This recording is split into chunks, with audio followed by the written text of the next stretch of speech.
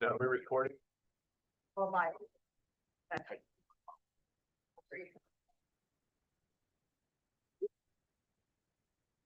I would like those living placards.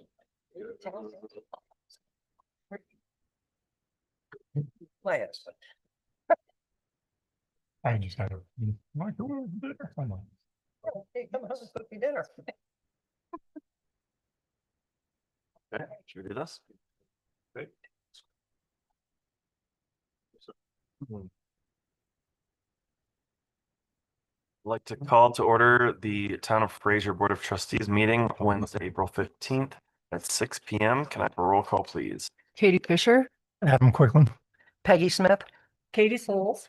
And Brian Sirkbenek. Can I have an approval of the agenda, please? So moved. Second. Any further discussion?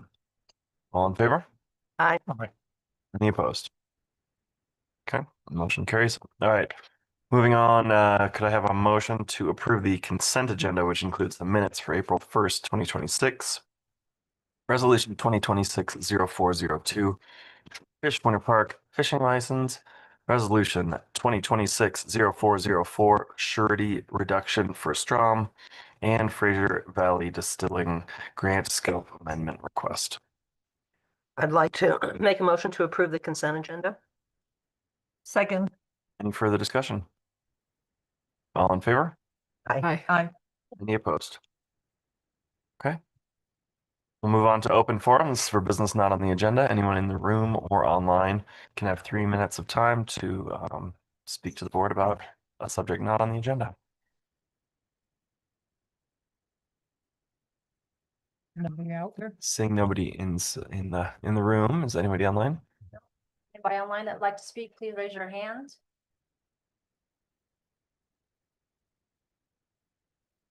Nobody online. Okay.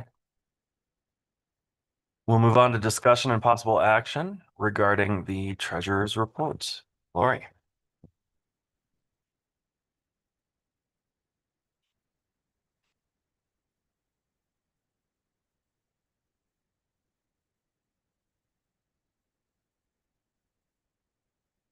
Good evening, Mayor and Trustees. Lori Waters, Financial Director for the Town of Fraser. As soon as we get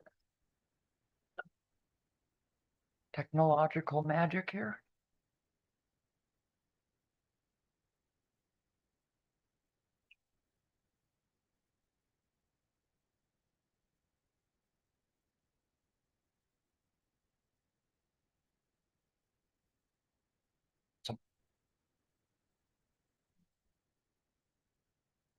Okay, here we are with your general fund reserves and operating positions. The balances are slightly lower than March, which is expected. The grant reimbursements to offset the cost of St. Louis Landing have been submitted. I've submitted $463,976 to DOLA for St. Louis Landing alone. We've got a couple of other grants that are we're going to be submitting for that will also just, mean some cash coming in. So we're making progress there.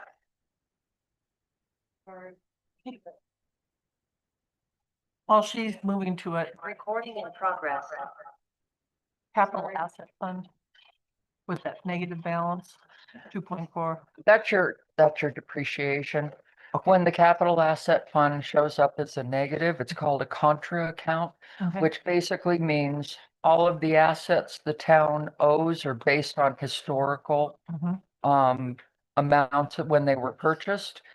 Because in GASPA, in the government accounting standards, you don't manipulate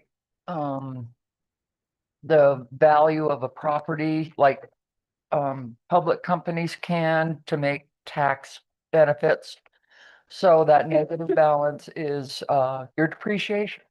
Now, if you were to take and sell the town hall at current value, that negative would go away really quick. It'd just, we'd use the negative to offset the amount that the town hall actually brought in. So yeah, Okay. it's supposed to look that way. It's okay. Okay, I think we're back in action. So yeah, the fund balances are holding about as steady as we can hope right at the moment. Okay, here we go with the sales tax revenue. And this is the March collection of the February sales tax. You can see where our little line went up from the January sales tax. The February sales tax for 2026 was a total of $556,820. It was $25,000 higher than January, but it is 15.9% lower than February of the prior year. So we did see the impacts of the drought and everything, and the dry winter are with us. So we will again hopeful that with the earlier dry season, I have heard rumors that there were some people out mountain biking and doing some things, so we might be drawing people up, you know, for a little early mountain biking, not sure, but it's kind of tight and it's not optimal. So anyways, the short-term tax revenue, it was 13% of your total overall tax revenue. And it decreased 37.7% over the prior year. You can see where that great big bar standing up there nice and tall. Right next to it is our February short-term sales tax, or short-term rental tax, excuse me. So that was a big drop, kind of anticipated, but hopefully we'll make some up in the summer. Remote sellers, actually, this was interesting, was about 6% of the total sales, $34,140, which is higher than 2025. Sorry, I think I put lower by accident on my report. So it was 13.81% higher, and I think what might be occurring is a lot of people are shopping online and looking for the best bargains. I don't know, you know, everybody's, you know, budgets are getting a little tighter, gas prices are higher. So I think that's what maybe is driving that a little bit. Plus I send cat food to my son, so, you know, and that's online and I gotta ship it to Eugene, so. So yeah, I think we're seeing bargain hunting. And then the budget expenditure analysis, nothing is leaping out as extremely over budget. We do have the loan and the continuing of the St. Louis Landing project. But as far as the other general expenditures, nothing's gone out of whack. Any questions? If our income continues to drop, sales tax. I think we talked about this at the last meeting, maybe having our budget committee meet with staff and take a look at where we might need to make some cuts. Yep. We did have an initial meeting with that, just between me and the department heads, looked at some different projects that we're looking at. Looked at our reserve accounts, looking at the hit that we've currently taken so far. You know, when you hear things like 20% drop or 30% drop for a month compared to the month of the year prior, that same month of the year prior, you know, a 20% drop is fairly nominal when you're looking at a larger budget though. But however, we are looking at initial looks of what would make sense for cuts, not only for projects, but also just for looking at operating costs. So we have met with that. We're going to follow with that. If you guys would like to have a board member involved in those conversations, we can absolutely do that if you guys would like. Talk about the budget committee. It had two trustees on it. Yeah.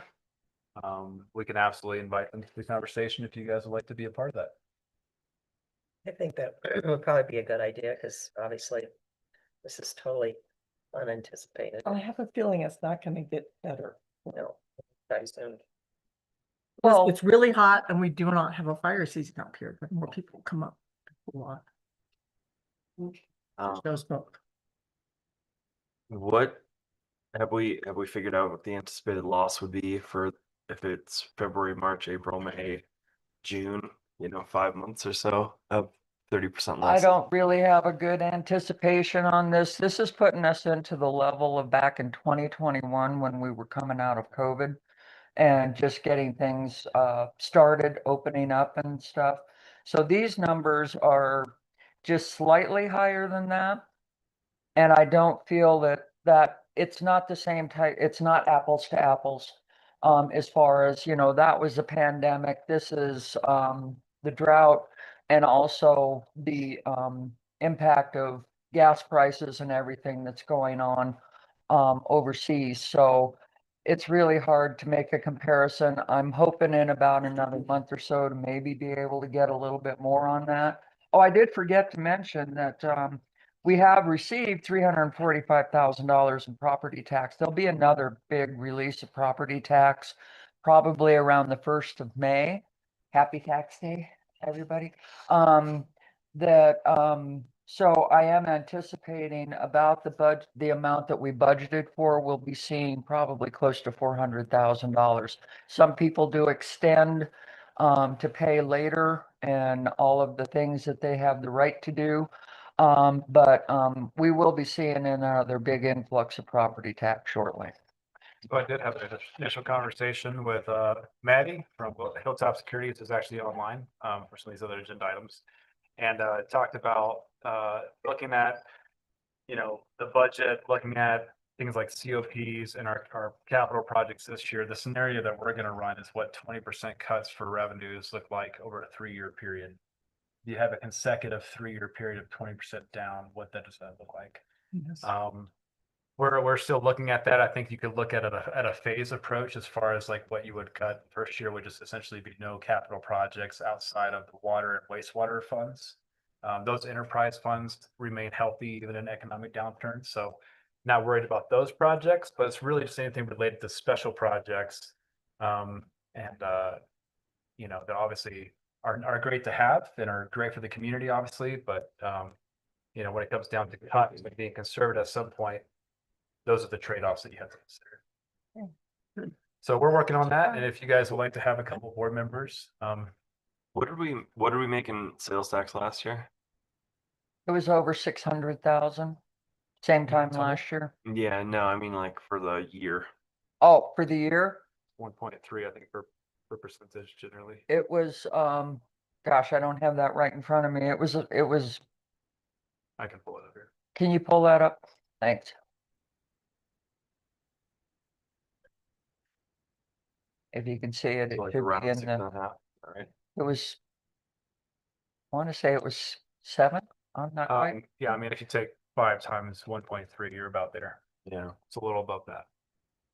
So if we're down 30% for half the year, about $975,000. And I'm just thinking, once we get paid back on the St. Louis land and on the agenda items for later in this meeting, our reserves will be healthy again. Yeah, once, So is it worth cutting projects, now when we have the reserves to dip into? I think it's definitely premature, but we ought to be looking down that Looking, road thinking in about it. case, yeah. We need to be poised. Right. Yeah, I think that having a plan, if this Hmm. continues, is better than panicking. You don't think it's gonna, Yeah, yeah, we'll present like And- a You don't think it's going to continue? once we get people in, once we get folks living in the project and it's starting to pay for itself, then I'll feel better about throwing money into other bigger projects. Right. I'm just thinking, yeah, let's be super conservative for 2027, but I don't necessarily think we need to cut anything for 2020. and that's Yeah, I hope not. what we're gonna keep digging into it and running some models. That's essentially what we talked about the last time we met, is that we think that you can continue the capital projects, potentially out besides the COP issuance for the public works facilities, maybe. But I think the recommendation that we'll likely lean to is maintaining the capital projects for this year, but for next year, if we see a major economic downfall, when you guys enter budget season this fall, you're probably not doing any special projects for next year. Which this year, we're hoping to wrap up a lot of these big legacy projects like Clayton Court and It's probably a economic policy of just keeping a little more cash in the bank, maybe. Yeah. Hoping from that 70% a little bit And- to be prepared for situations. Since we were at more like 100% or over 100%. you were at like 200%. Yeah, So I talked with Hilltop and we talked with, and Lori's part of these conversations, just for continuity. But talked to Paul Bacchus, our auditor for those things. And that was my approach to like, we should use some cash if you guys want to look at some projects, because that was the recommendations from these guys. Still be conservative. Winter Park typically keeps about 35% they're operating in cash. So obviously it's going to be conservative. Right. And, but yeah, I think that you could look at updating your financial policies. I have a basic draft, but I think you want to wait till St. Louis is done. And I think you want to wait till you finish construction for the public works facilities at some point before you really look at modifying those and maybe making them still conservative at the 70%. But if you want to revisit those to see if you want to keep them much higher until those projects are done, I think that probably makes sense. Yeah. Yeah. Agreed. Okay. Any other questions for Lori? No. Thanks, Lori. Thank you. All right. Formal approval of off-premise sign for Fraser Valley Arts, Garrett and Steve Fitzgerald. Hi, good evening, board. Garrett Scott, town planner. Item on the agenda is the formal approval for a off-premise sign for Fraser Valley Arts. We have Steve Fitzgerald here in the room as well to answer questions. I will try to keep my presentation here fairly brief. Just wanted to focus on a couple items, mainly concerns that were raised by you all, by the board at our meeting 2 weeks ago when we first discussed this. So first, I'd like to start by showing a side-by-side comparison of kind of these, fairly simple concept renderings of the proposed sign. On the left is the revised, more updated rendering. On the right was what was originally presented to the board 2 weeks ago. It may be hard to compare and contrast based on, the screen here in the room, but the image on the left is shorter and narrower, and staff believes it more accurately reflects, to some degree, the dimensions of the proposed sign. Staff also went and measured the existing Hilly's Hooker pole sign. It is approximately 15, from existing grade to the 15 feet tall from existing grade to the very top of that sign. And this is proposed to be 11 feet tall, so a whole 4 feet shorter than what is currently there. Next, I wanted to show, I sent you all this in an email before this meeting, but this is the future layout for Park Avenue at Highway 40 as part of the St. Louis Landing Development. The town and our developer partners are adding separate left and right turn lanes for that road, which will slightly modify the driveway entrance here to the post office. And what this diagram is meant to show is vehicular sight distance from this driveway intersection. So for a vehicle in this post office driveway wanting to make a left turn onto Park Avenue, they need to have a clear sight distance 225 feet to the east along Park Avenue. And this dashed blue line is showing that kind of area to remain clear of obstructions. Zooming into this area, this green line, that is the property boundary. So one of the things that we talked about in relation to this proposed sign is that the existing pole sign is in the town right of way, and the board wanted this new sign to be on the post office property. So I've depicted a kind of conceptual location for that sign on the south side of the green line on the post office property, and it is well outside of the area that would need to be clear of obstructions such as a sign to allow safe vehicular sight distance for vehicles exiting this driveway.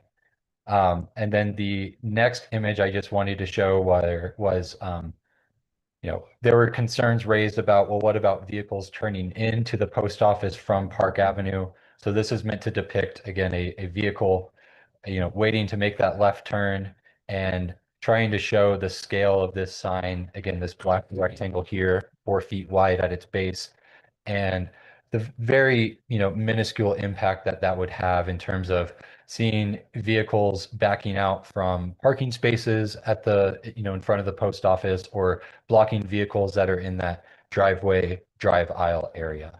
So again, staff believes that a sign of this scale, 4 feet wide, with in this location on the post office property outside of the Park Avenue right of way does not present any, serious or significant safety and sight distance obstruction concerns.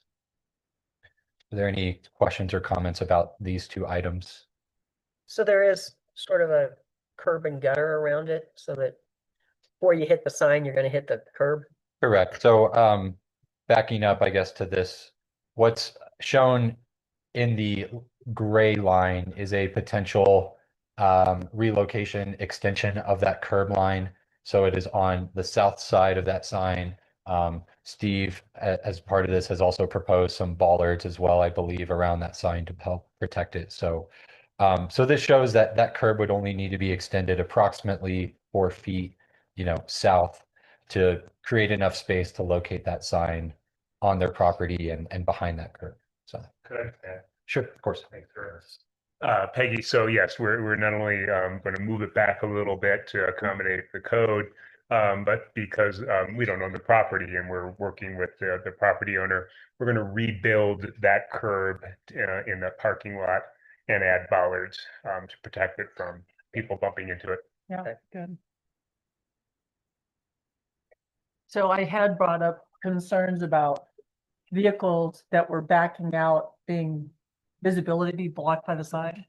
But I was chatting with a guy at the post office. And I asked him, I said, okay, I want your opinion. And I stood there, I said, so if I was a 4 foot wide sign here, do you think, and to the ground up, would it block visibility? He said, no, I think it'd be fine. I'm like, okay. Doing her science experiment. Had to get another opinion on site.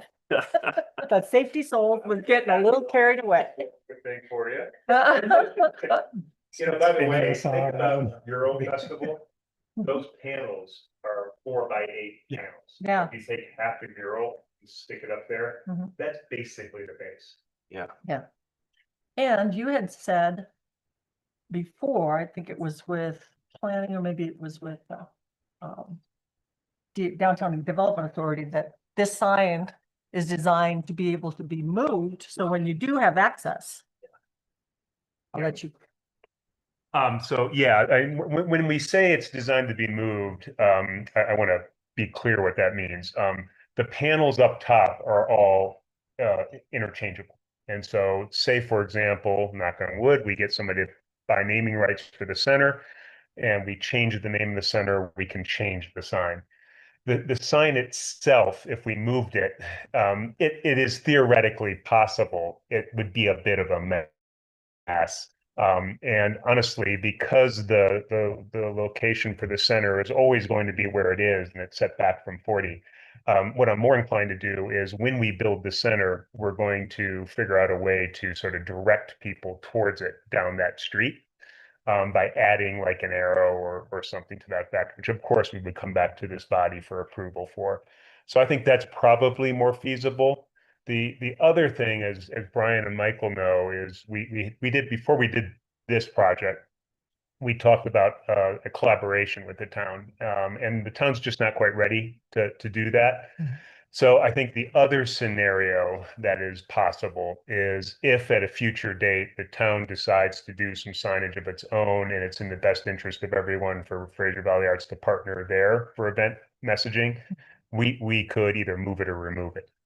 And so those are the likely outcomes there. All right, because you don't have access off of Park Avenue to the art center. Yeah, I know. Good, okay, thank you. Okay.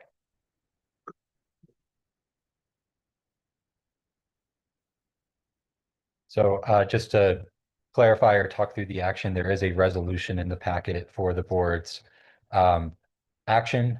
And right now there is a condition of approval in that resolution that I would just recommend that the board modify to either require the applicant to present the conceptual artistic design that would be on the base of that monument sign for the board's approval before it's implemented, or require that the applicant construct the base to be of a similar material and finish as the post office building. I know that was maybe an item of varying opinion 2 weeks ago. I think some direction would be helpful. I think it could certainly be deferred to a later time if this board wants additional time to think about it, and it could be, that condition could be left more open-ended as one of these two options must be pursued, but opening it up to the board for discussion. I actually think that that could be a staff approval. I mean, do we need to see the art if you, every time you want to change it? Yeah, we're not If seeing it's the other not, ones I in mean, dark. staff can take No. care of it, I We think. don't. And I'm good with the sign. I mean, it's for an art, the size of it, it's for, to advertise an art thing, and we're funky Fraser, so it seems good to me. All these murals in town, Yeah. the same guy who does those, so Mhm. we're gonna deliver a high quality. I like it. So within the resolution itself, it has condition 1. Do we want to just change that to say staff approval? Yeah, I'll make a motion to approve resolution number 20260401. Amended to that it does not require Board of Trustee approval before implementation, but it just staff approval is okay. Second. Any further discussion? All in favor? Aye. Any opposed? Okay. Yeah, thank you, Steve. Thanks, everyone. Thanks, Steve. Garrett, are you sticking around or are you leaving? Oh, I might head out if board is agreeable to that. Yeah. Really asking. We're we just have to give him his due here. Garrett has been an unbelievable town planner for us for the last couple of years, and this is his last meeting, and he is going to be very much missed around these parts. So thank you for all you've done for Fraser. We really appreciate you. Yeah. It's an incredible achievement to go out on. I agree. Well, good night, everybody. Thank you all. It's been a pleasure. And again, I look forward to continuing work remotely for a period to help ensure a smooth transition with new staff. But thank you. It's been a real pleasure and honor. We appreciate it. Thank you. Ours as well. Okay. St. Louis Landing update. Matt and Todd.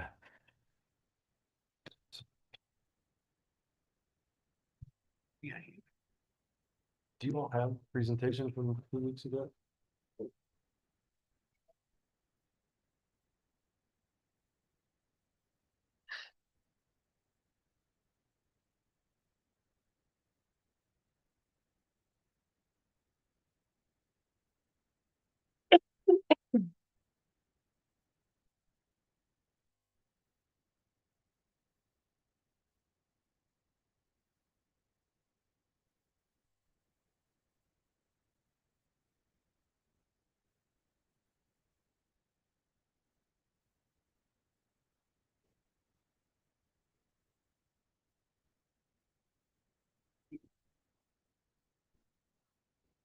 Anyways, well, thanks for having us, board, have a good evening.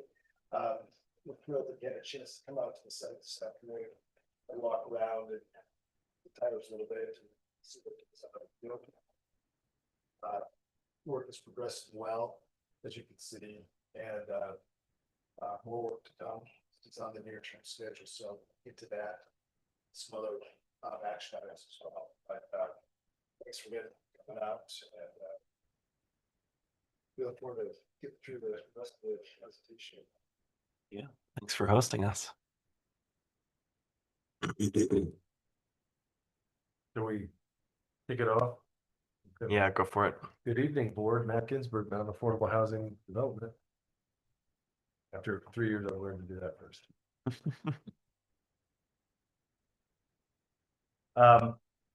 Okay. Nope. Nope. See how many.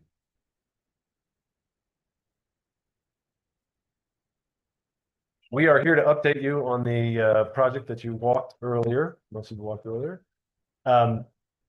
Key updates are financing status, construction update, and then the factually necessary, but not our preference, but hopefully we're almost done. Conversation about extending funding just a little bit further so we can get to closing.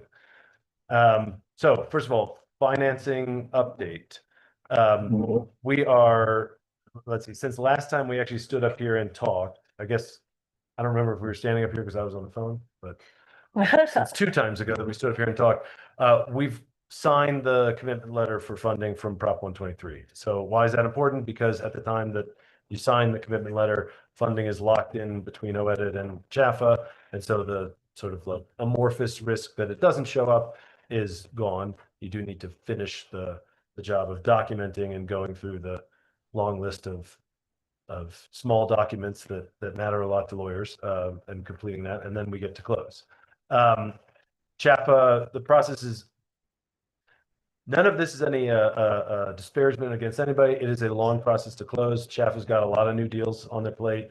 We've all pushed, they've pushed, everybody's arm in arm moving this thing forward. It just sometimes does take longer, especially with a new program like Prop 123.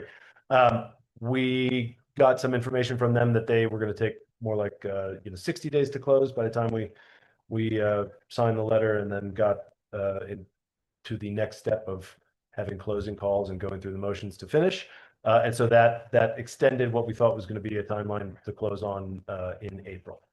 The bonds are sort of but for the details that need to be in the bonds about the Prop 123 debt, what they call it equity, but it's really debt. But for that, the bonds are generally complete. The marketing documents are generally complete. And that's not holding up the closing. We just need to finish the Prop 123 and sort of where those two processes dovetail. I don't know if anybody from the bond group is on the phone and wants to comment on that or promote something. Well, while we're doing that, so not to vary the headline. So the point is that instead of closing in late April, we will need to close in about mid-May. We've now said that for 2 consecutive meetings, so that's good. And that requires a little bit of extra funding, not necessarily that it will go out of your account and into the contractors, but that it's necessary to prudently manage the project and say that we can continue construction because those costs will accrue to the project. They need to be funded somehow. So that's all tracked so far. Cool. And then additionally, the sort of, so there's Prop 123, there's bonds, that's almost $50 million in total. And then we need to close the FRVHP funding, which is $1 million up front. They just all need to come together at the same time.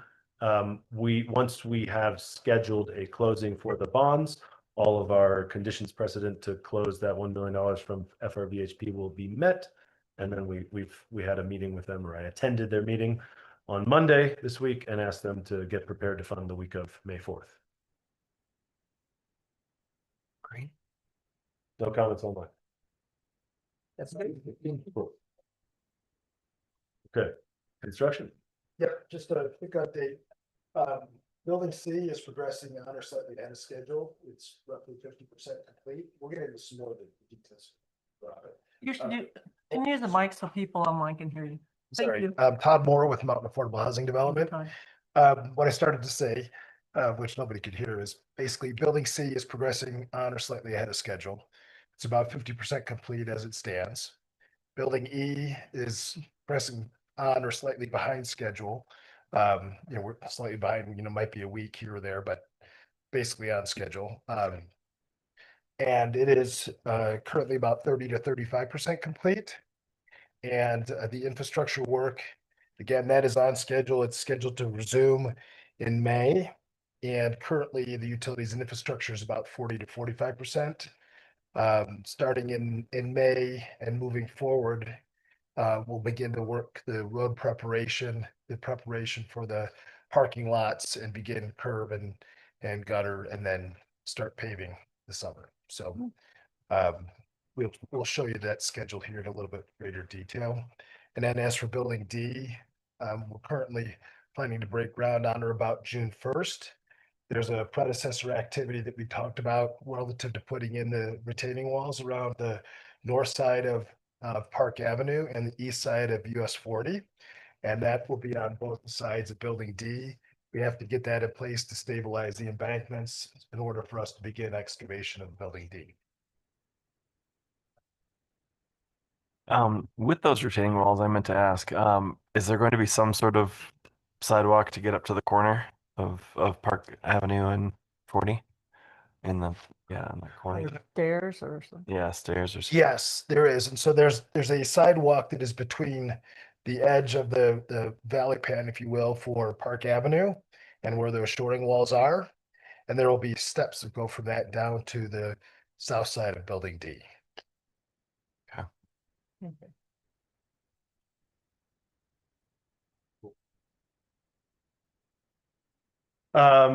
Budget and cost forecast. Good news is that we are generally in line with the pro forma, still to date. Let's see, when we go back to the page that you guys have looked at for the last 3 years, the sources and uses page, you'll see that it shows your outstanding balance of your loan. You have two loans, one the $5.4 million loan, the other one the $3.3 million loan, referred to as the first and the second loan.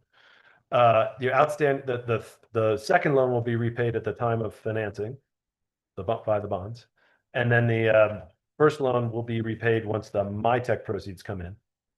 The loan balance that's shown on this sources and uses that we'll show in a minute is $2.9 billion. That's about $1 million higher than it was maybe 9 months ago, and we are working to bring to cover that whole piece between the DOLA housing grant that I've been working on with Sarah, and then the new market tax credit, which in total are another $4 million of funding.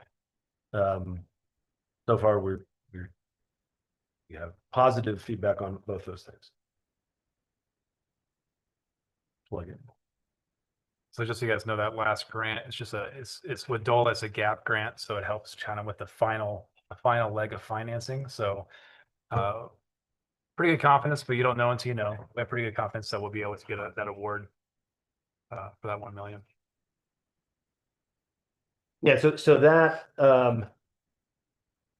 you should think of that as really covering like the additional $1 million that's shown on the balance of the town loan there, because when we finally got final building D pricing, it was higher. I mean, time has gone by, inflation has happened.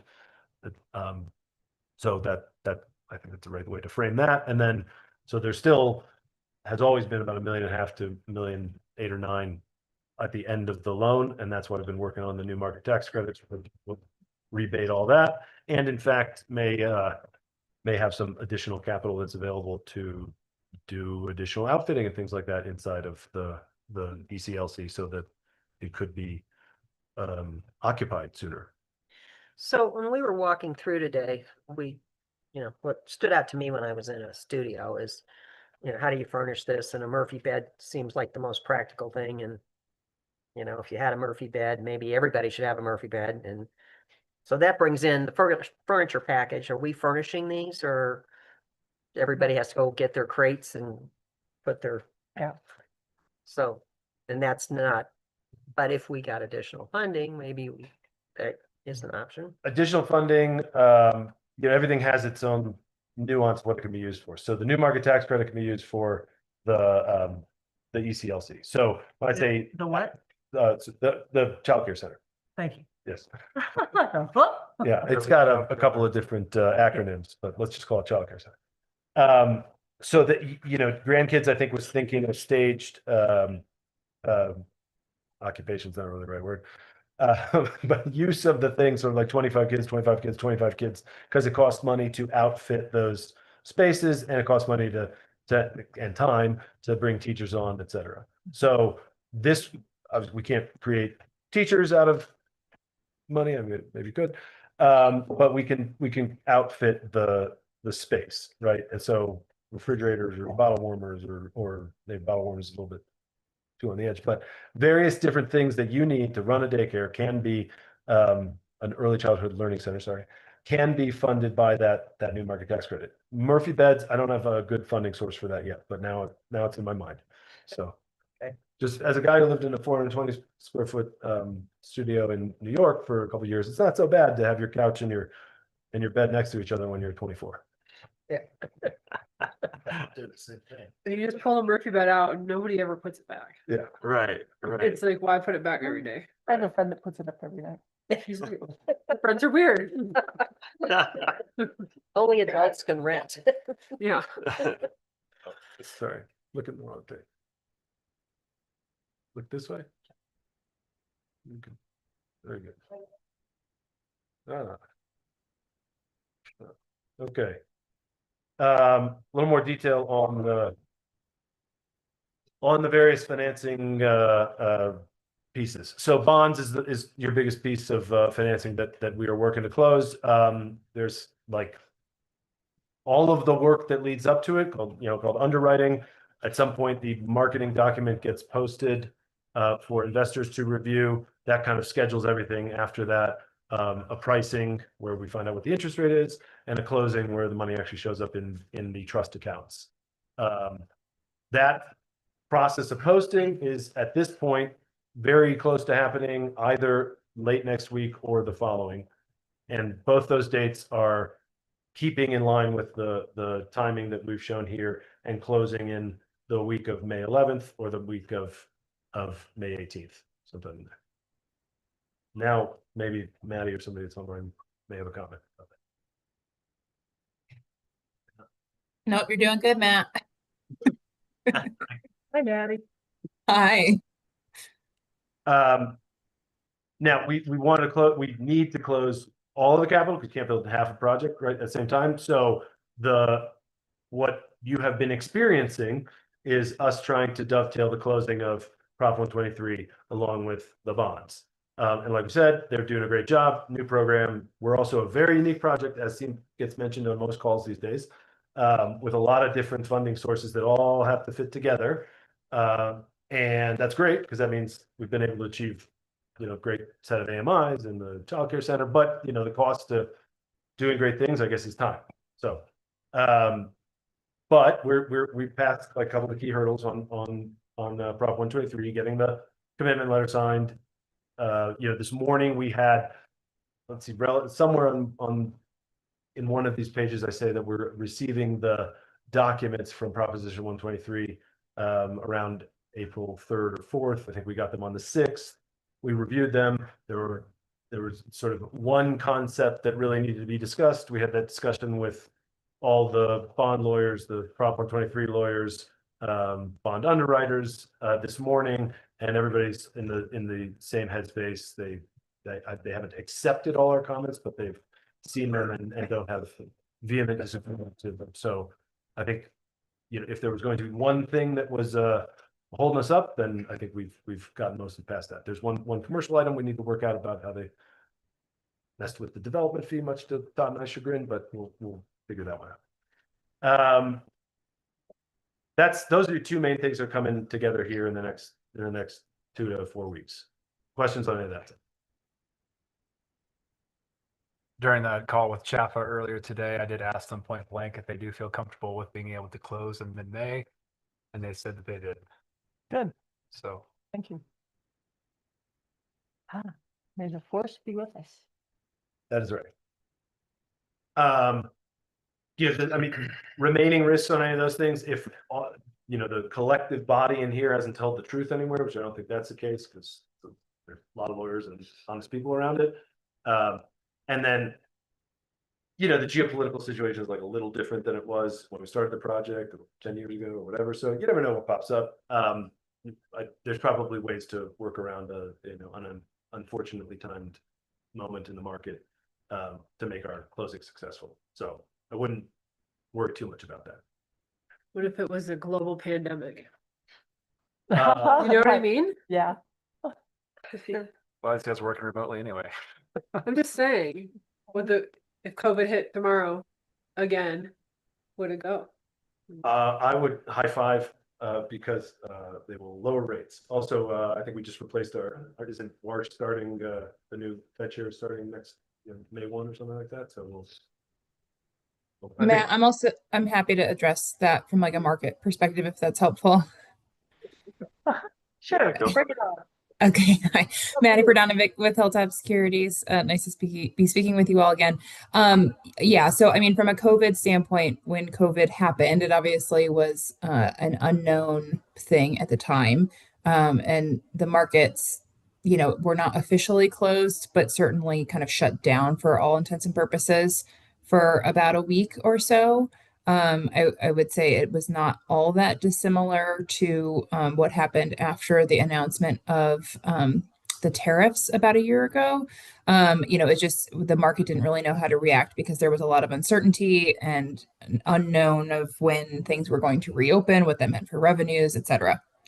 I don't know, but I would say if it were to happen again, we at least have a little bit more of a vision of what happens in an instance if COVID were a COVID type event were to happen again. That said, again, the market did resume normal operations within a couple of weeks, and so if that were to happen again here, that we would kind of have a similar consideration where, if we were trying to price the bonds a week from now and another COVID event happened and the world shut down essentially again tomorrow, we probably wouldn't be pricing again next week. But that said, I would still expect us to be able to sell bonds at some point within a reasonable time frame. There just might be a slight delay. I mean, I get, I know you're thinking, you're giving one example, but thinking broadly, things that you don't know that happen. Like if something really stops the world like that, it's likely that some amount of construction will stop. Like in COVID, we had at least a moment where everybody kind of like stopped doing something. So that would actually stop the expenditure, which kind of will all dovetail. I wouldn't, those are risks. They're out there. There's nothing we can do about those, but they've existed for the last 6 months while we. Yeah, exactly. And I would say from a geopolitical, because I know Matt brought that up. I mean, from a market standpoint, while there has been some volatility in the market and interest rates have not moved, obviously, in the direction that we would have liked over the last 2 months, deals are still getting done. The market is still clearing. We are still we're not having any issues actually selling bonds. They just might be at a slightly higher interest rate than we would have said 2 months ago. So under current circumstances, I don't have any concerns with the ability to actually get the deal to the market. It's just a question of at what interest rate. It would take a pretty monumental event for us to be in a place, to Matt's point, kind of everything else would also be shutting down if that were to happen. But it would take a pretty monumental event for us to truly not be able to issue bonds, on our expected timeline. Are you referring to like when the buildings are complete, if we can rent them all? Or was that? Until the loan closes, Gotcha. Okay. it's Between now and midday. Right. Seems like the biggest disruptor would be construction if Grand County Public Health puts things in place that you can't do certain types of construction within proximities of other people, kind of. I'm not even talking about COVID. I'm just saying like an event, Yeah. Yeah. Okay, well, anything. Yeah. I mean, anything could happen, but We every didn't day's a expect different that. day. we only have about 4 weeks to think about it. So, Yeah, just okay, write it out. all right. Yeah, I mean, I would say if a problem arose between now and then, I don't think you'd see Todd and I up here again saying, "Oh, just do more $1 million in 2 weeks." That's what kind of There- happened last time though. Yeah, Well, at that point, we that was hadn't the signed delay. the commitment letter, and so we were working on express timelines from like the negotiating group at Chaffa rather than the closing group. Now we're the closers, so they only do one thing. Matt, can you explain what the commitment letter is? Yeah, commitment letters is, in Chaffet's case, is a relatively lengthy document that actually outlines most of the terms.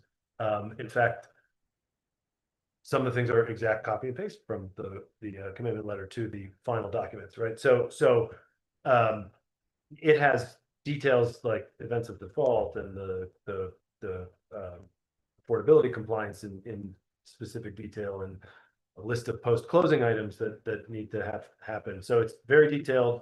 There's not like, that's why we think there's a lot of sort of business term risk after that point. And the conversation we had this morning was just that we felt that the Prop 123 docs were not like explicitly clear that they were subordinate to the bonds, and that could cause a bond investor to like have to think more about their position than you would want them to. So we said, hey, we need to make this clear. And they said, that's the deal, no problem. Let's make it clear. Maddie and Kim, can you guys explain that from an underwriting perspective, how the letter kind of triggers the critical path here? Sure. Yeah. I mean, I obviously can't speak for Chaffa, but the commitment letter is what allowed Chaffa to essentially start on the process that then allows us to incorporate their legal documents into our bond structure. At the end of the day, the Prop 123 equity kind of cash flow at the bottom of the waterfall, as well as the repayment of that, has to be worked into the bond indenture that also sort of governs essentially the senior bonds that are being issued for the project, the financing that we keep coming back and talking to you all about. And so without having Chaffa's documents, we are, prior to a week and a half ago or 2 weeks ago at this point, we were sort of operating a little bit blind in that regard because we did not have their documents. So we were essentially having to kind of guess what we needed to account for in those documents. Now, the commitment letter is what triggered, to Matt's comments. We moved from, Matt working with the kind of the project team to now the closing team. The commitment letter and the signature of that is what triggered that. I think, as Matt, I think, has mentioned a couple times, we weren't really sure exactly what that process was going to be for this. I think for other various funding sources coming out of Chaffa and some other projects, some of those I think we're able to move a little bit closer. This is the first one that they're closing that is with this type of capital structure. So it's just taking a little bit longer than we anticipated. But really the signature of that commitment letter is what allowed the Chaffa legal process to fully start, which we need to have happen to ensure that we're creating the appropriate lien structures within the indenture to protect bond holders. And I guess the other And thing. we've got you guys. Yeah. Since the April 1st meeting, we did actually get the documents, and they do actually reflect the commitment letter. Correct. That was the last thing that you could wonder a lot about from our perspective. You could wonder about anything. Okay, more questions on those two items? Cool. Middle income housing tax credit. So we have an LOI with the tax credit buyer, which we will execute imminently.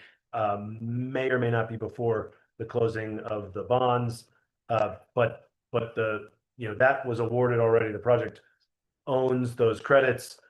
In the last couple of weeks, one good thing did happen, which was the statute was amended there, and so these credits are transferable, which you should just think of saleable. That's to make them usable by folks like yourself as the owner, the government who doesn't have a tax position and can't.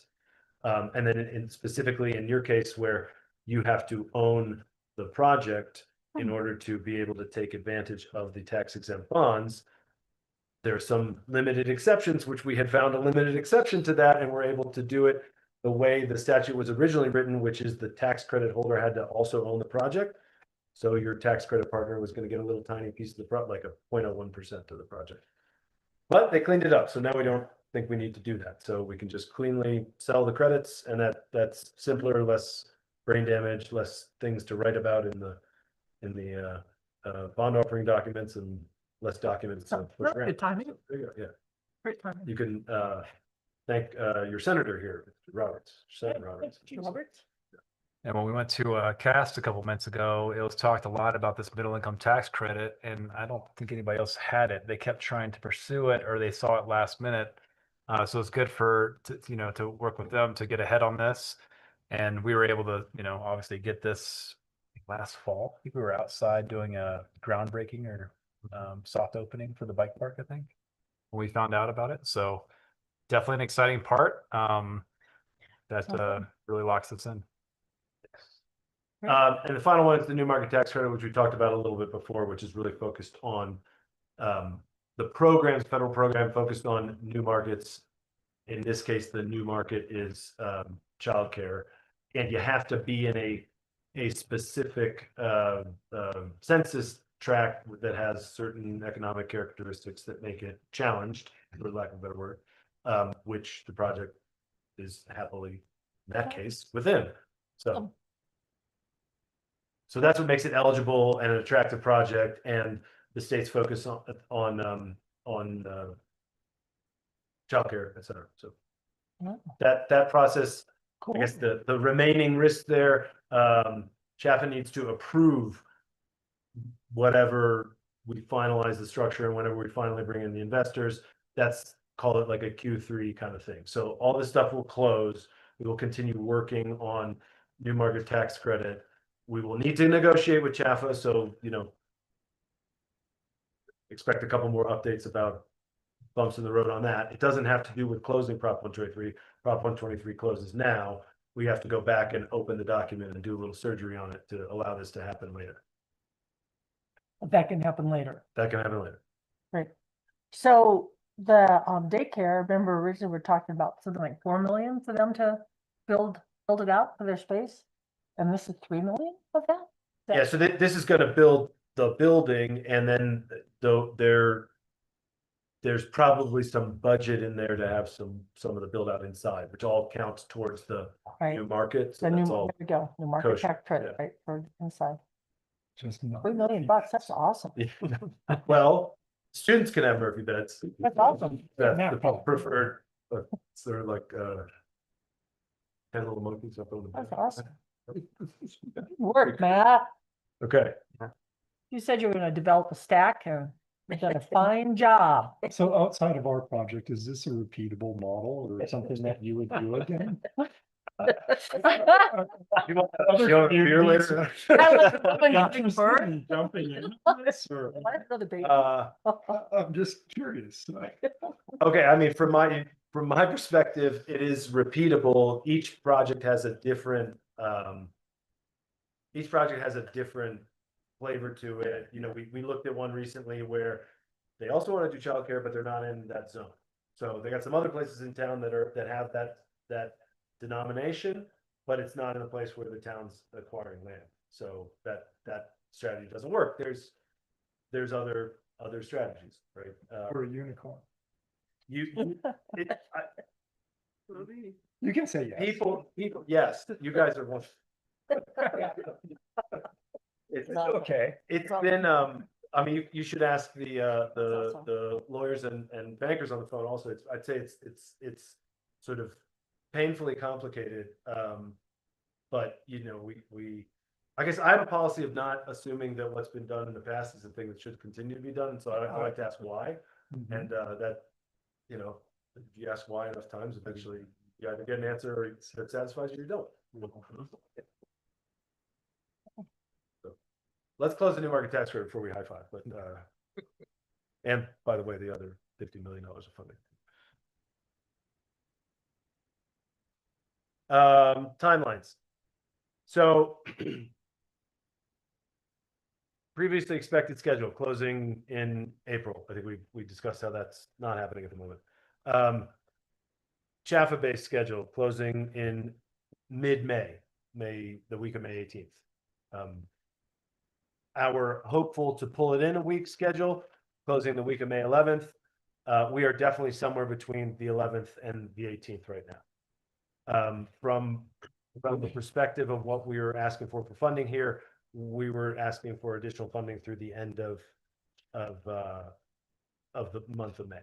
So in either case, we're in a good spot.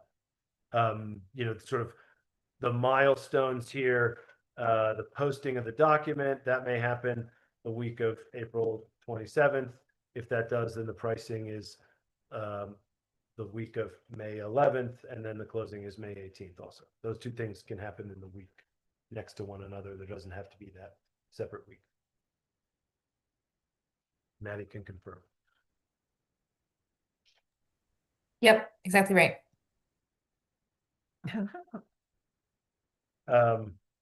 So I don't know if you don't have questions on those, probably actually talk a little bit more about the project and the project's schedule.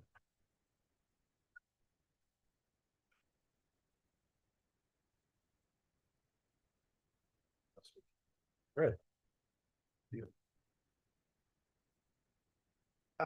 So basically, we've broken down where the status of the project is by component. Starting with the infrastructure. And then, once we talk about the current status, I'll show you what the forecast is in the near term, and the original packet had details on the near term activities and the planned start and finish dates for those things. Depending on what the board's appetite is, we can or cannot, discuss those since they're available for reading, and we'll summarize them here without hopefully belaboring something that you want to hear about. But overall, the infrastructure, work began in October of 24, then worked through December of 2024.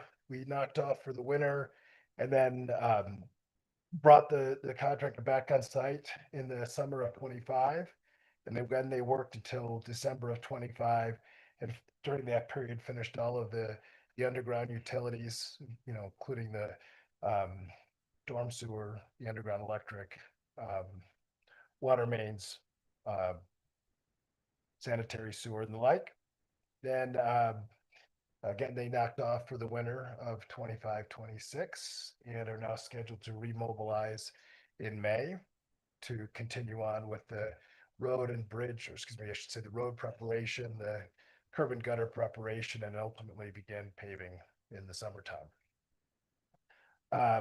So the remaining major scopes of work are the sidewalks, the roads, the bridge, which will include a St. Louis Creek diversion, and then installing the box culverts for transit over the creek, which is now planned to start the creek diversion in late August when the water flow is at a minimum and will cause least disruption then. And ultimately finish in early November with the final paving over the bridge. Landscaping, which is always a nice finishing touch for building C and E, and most of the rest of the site south of the creek will start late summer and will wrap up in the fall. We will not complete the landscaping around building D because it'll still be in a construction zone and likely to get damaged.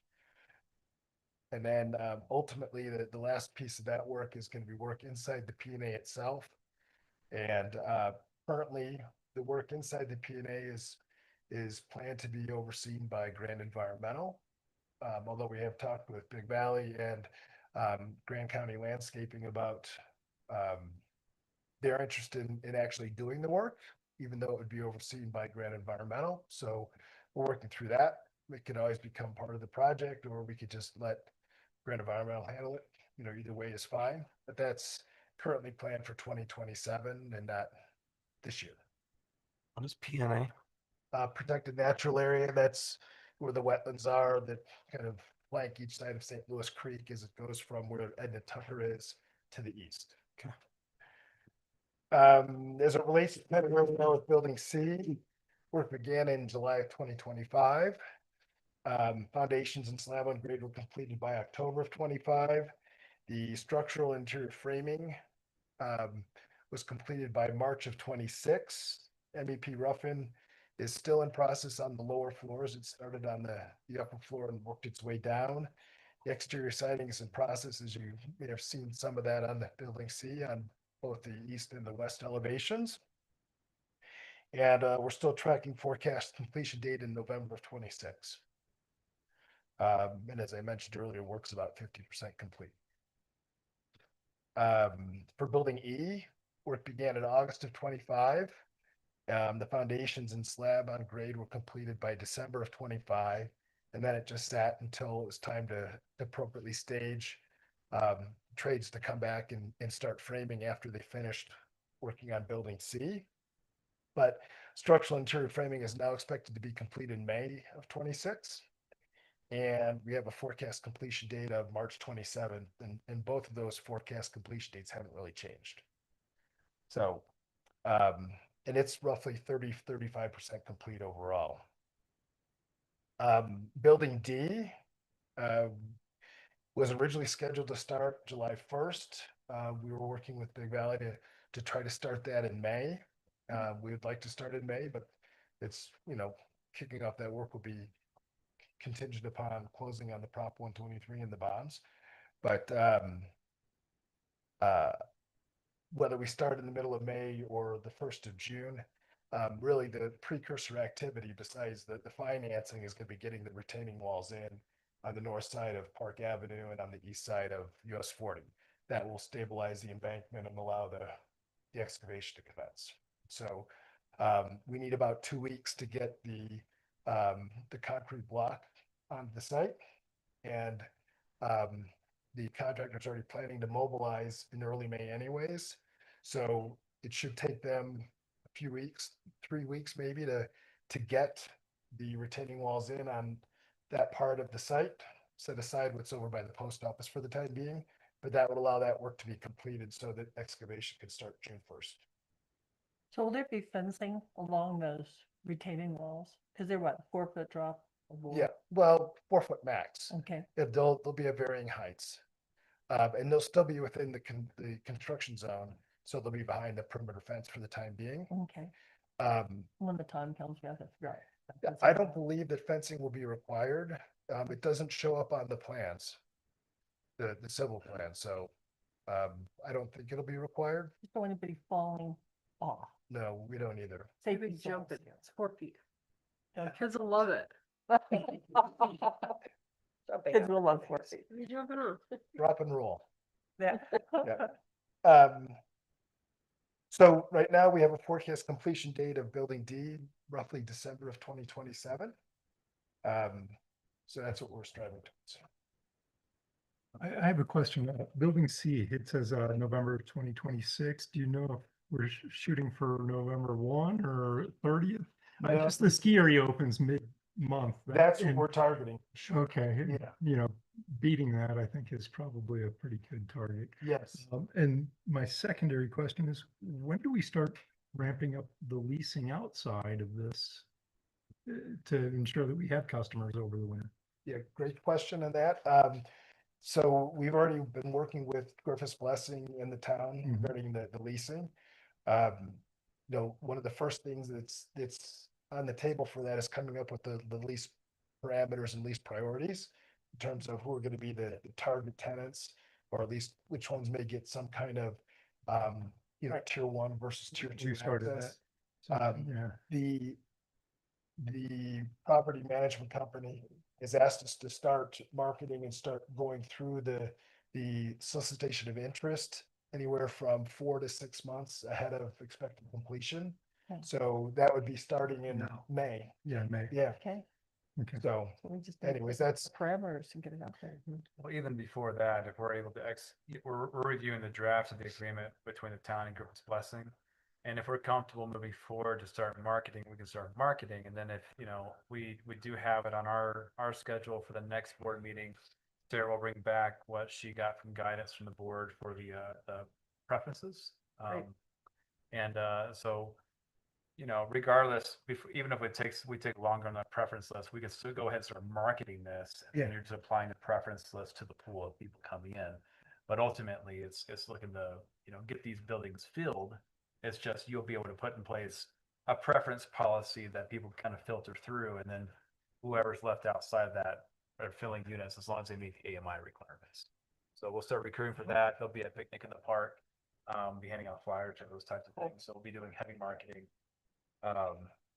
Hopefully kicking that off next month. Okay, cool. That's what I want to do. Great. Fine. Yeah, I'll let 'em. So usually every time we present an update, we always like to present a summary schedule. And so this shows kind of where we've been over the last couple of quarters and what's currently in the forecast.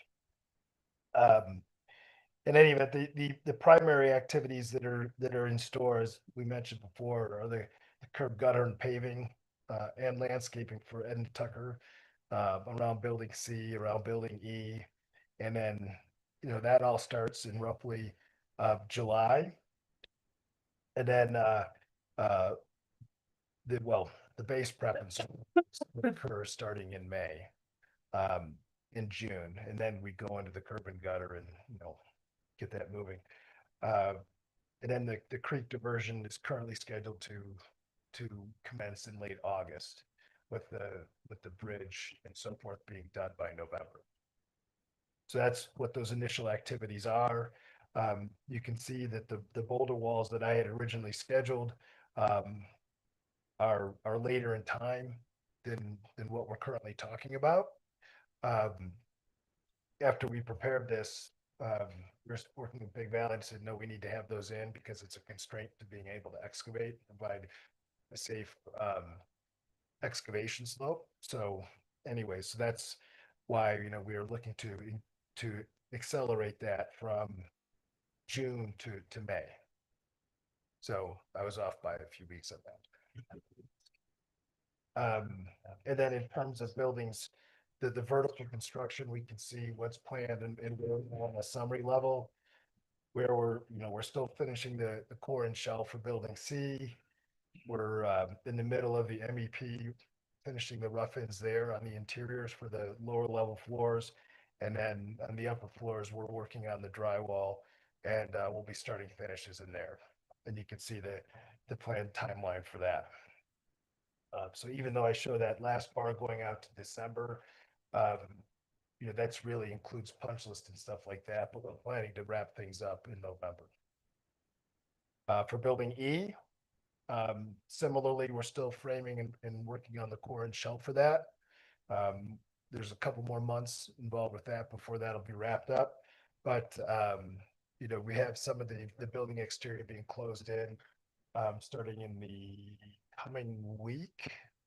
Maybe the following week, we should be installing windows in some of the exterior doors. So we'll be moving ahead with that. And then following that, of course, will be the MEP rough-ins and interior finishes once the framing is complete and the building is dried in. And then building D, of course, you can see where that is planned to start in about June and then roll out through, as we see here, through the fourth quarter of 27. So I only have it going through November of 27 because I'm optimistic that I think we can get it done. How big are the box culverts on the bridge for Ed and Tucker Drive? So there's two of them, and they're roughly 40 feet wide, long, and they're side by side. So so the total span will be it's roughly 40 by 40. So they're each Wouldn't it 20 be? foot wide? They're So it's- yeah, I mean they're basically 20 by 40. Okay. As gotcha. I Just recall, yeah. Oh, yeah, that should be plenty for And how big is the St. Louis. diameter of the circle? Like how big is how? Oh, they're rectangular.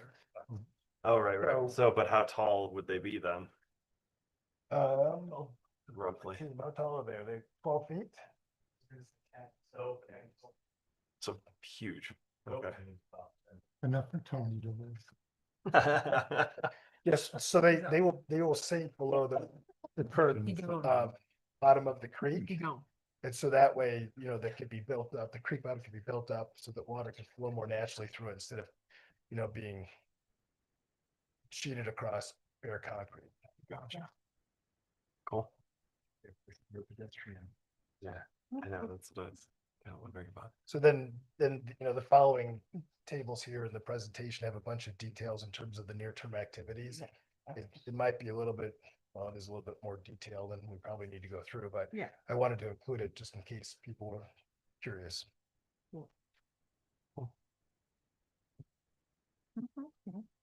Matt, that kind of brings us back to sources and uses update.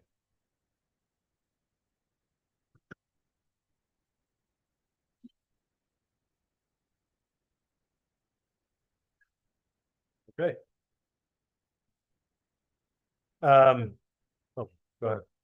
Silly, but Edna's talking in my ear. If you would include the way on there after her name, Yes. think, just on the documents, it's not a big deal. But when you're back in there, just add way. Cause I say, there call me Edna Tucker, Edna Tucker. Well, I'm not a street, I don't know, but you. Come on, Edna. Sorry. Could be a long street sign. But I know a lot of locals that love the name, that were whining about the project and how big it was, and I tell them about Edna Tucker, where they're like, "Oh, that is so cool!" So the old timers, it's a hit with them. Gotta be way. Yeah, And the Tucker Way. He knows Edna Tucker Way. Thank you. Edna Tucker Way. Silly, but just throwing it out. Nice long street sign right there. It's like, Oh. Park Avenue, then to Tucker Way. Yep. 4 feet Park. long. Same with Tucker Avenue. Can't miss it. We'll see. If it's struck by lightning, we'll know that she's pissed. she'll like that. See, you asked if I'd do it again. I'd do it again for this moment, you know, because you get to know people. Way. Real people, most humans think it's okay, this is a table you've seen 100 times or so before. As pointed out earlier in the presentation, the only real change here is the balance on the loan that's remaining at the end of the project here, which is 2.9 instead of where it's been about $1 million less than that, and that's just because the building D pricing came in and was sort of as reasonably expected higher. And then, in theory that was covered by contingency, but in order to keep the project looking healthy, et cetera, and because we have these other sources of funding that we're pursuing, we want to keep the contingency full. That helps the folks on the phone market the bonds and makes, kind of completes the story. Some of you will remember all the way back to like 3 years ago and lots of conversations about contingency and how important it is. That is really, there's nothing more to say about that table. I've discussed it many, many, many times. If you have questions or don't recall something, by all means, I'm here to answer them.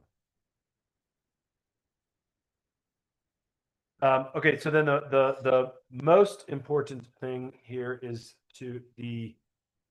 what's necessary to proceed, through the end of April and into May is $2 million of additional funding from the town. And then we will also, in terms of cash funding, we also actually go get the Fraser River Housing Partnership funds in at the beginning of May too. So there'll be sort of a pool of additional $3 million to get us through the end of May. And we already did all the talking about why we're going to get closed during that period of time. So that additional $2 million doesn't affect the balance of your loan in the end. That just gets added to that $3.3 million that's rebated by the bonds when the bonds are issued. And I was just sitting down looking because the underwriters had run a little bit of a sensitivity. They ran, we've always talked about the bonds being at 6.3%. There's a time a couple months ago where we thought it might be a little bit lower than that. Maybe it'll be a little bit higher than that. They ran a sensitivity at 6.55%, which is pretty significant increase in bond world. And everything still works in that case, and they're comfortable marketing that. I think anybody on the phone agrees or disagrees? I feel like we can usually see people. Agree. Kisses, Kim. Thank you, Thank Kim. you, Kim. So Cool. if for some reason stock prices all of a sudden take a huge jump, will that bond price drop a little bit? Stock prices go up. That's an inverse relationship. right? Yeah, maybe Okay. lower rates. That's just between wanna now buy. and then. We're like, Once they're sold, it's. yeah, no, Yeah. right. It would have to Yes. happen. If all is quiet on the Eastern Front for a while. That probably is the Keep that in best outcome for Perhaps bond so. prices. Well, bond interest rates, prices goes the other way. Okay, ooh, back to you. And just a reminder to be by the mic so folks online can hear. So we had inserted a couple of charts here just to show where we are planned versus actual expenditures. This is more a measure of cash flow and how the rate of expenditures, at least this is for infrastructure. Currently, the actual rate of expenditures is below the original plan, and which can indicate that, you know, as you might expect, we stopped work during some of the winter months. And in some cases, you know, we were planning to get further along than what the initial winter would allow. But the overall rate is less than what we had initially planned. We expect that curve to cross over in May of 26 as we remobilize the site and continue working on the preparations for the roadways and the parking lots and the bridge.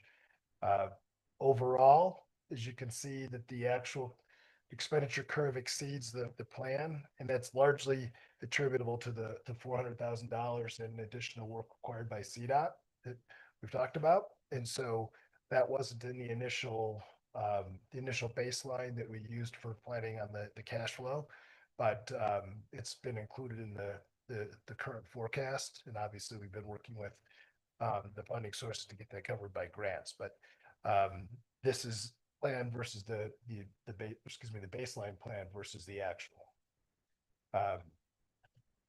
And then similarly, we have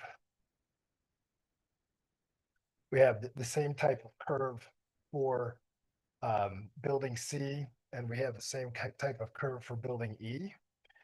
This is building C again. It's the actual expenditures are running slightly behind plan as we have it. We expect that the gap will close as we go into the interior finishes, because that's where a lot of the money is. And it'll close out roughly on par with the baseline on that. But you can see how the plan versus actual, both an incremental and a cumulative basis, compare for our purposes of tracking and cost control.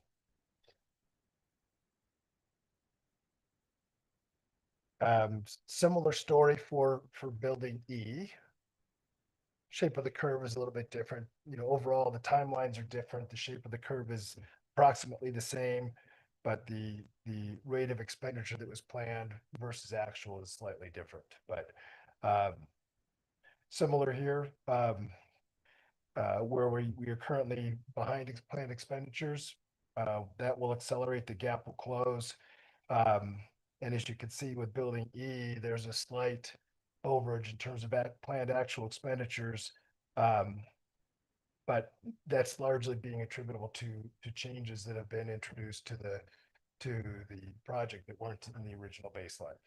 You know, whether it's for you know, daycare finishes or elevator code changes, some interior finish modifications.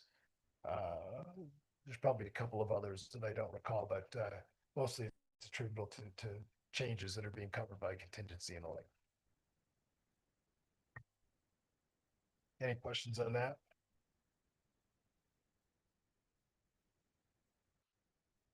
So lastly, wanted to provide an update on contract status. So just as a recap, we originally executed a GMP contract with Big Valley Construction in October of 2024. The initial contract was for 1.1 million. What is a GMP? Oh, sorry, guaranteed maximum price contract, as opposed to a lump sum or stipulated sum or cost plus a fee, whatever. It's effectively a cost plus a fee with a guaranteed maximum. So the contract sum has been built up incrementally based on, you know, release of funding and things of that sort. But the original scope only included part of the underground utilities. In April of 2025, we amended the contract to include additional infrastructure and utilities work. The GMP was increased by approximately 4.9 million. At that time, the scope of work did not include the bridge work and the work north of St. Louis Creek. It still doesn't. We have a pending contract change order to add that work to the contract sum. So that has been papered. It's a matter of executing on that. We expect to add the box culverts to the contract tomorrow, and then the balance of the work probably by the end of the week. That way we can get the box culverts released, which have a certain lead time to them. In August of 2025, we again amended the contract to add the vertical construction for building C and E to the contract. There was 2 change orders for that. Building C added 15.9 million, and then building E added 13.6. Next, we assigned the Big Valley contract to the Fraser Housing Authority in December of 2025. And so that is now a form of agreement between the Housing Authority in Big Valley, with Mountain Affordable Housing Development serving as the owner's representative there and an agent in terms of administering that contract. So it takes us effectively out of the owner position, transfers that to the Housing Authority, and then we're the agent and owner's rep there. So we have a 2 additional contract amendments that are pending. One is to add building D to the GMP, to the contract sum. We have pricing on that.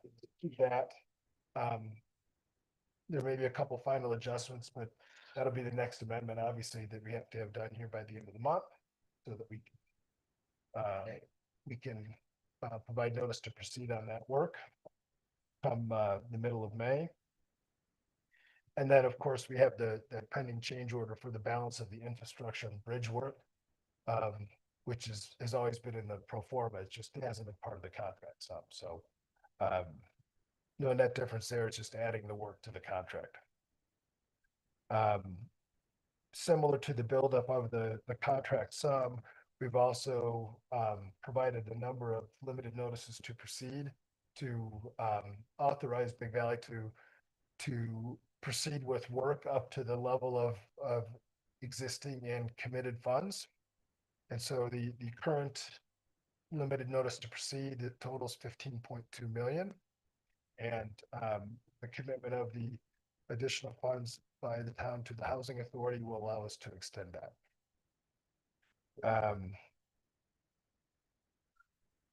And so the last item there is really just a restatement of what we've been talking about in terms of the additional commitment of $2 million or whatever to allow us to increase the notice to proceed.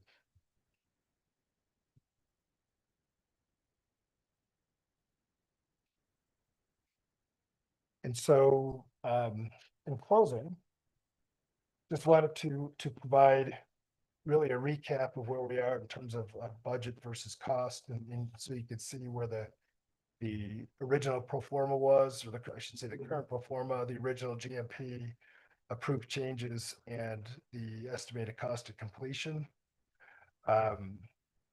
Overall, the current pro forma is 49.9. The original GMP was summarized to be 49.6 million. Approved and projected changes are roughly 400,000, which and we're forecasting an estimated cost of completion of about 50 for the infrastructure building C, D, and E. So that's kind of a current recap of where things are. Great. Yeah. Questions on that? Thanks, guys. Yeah.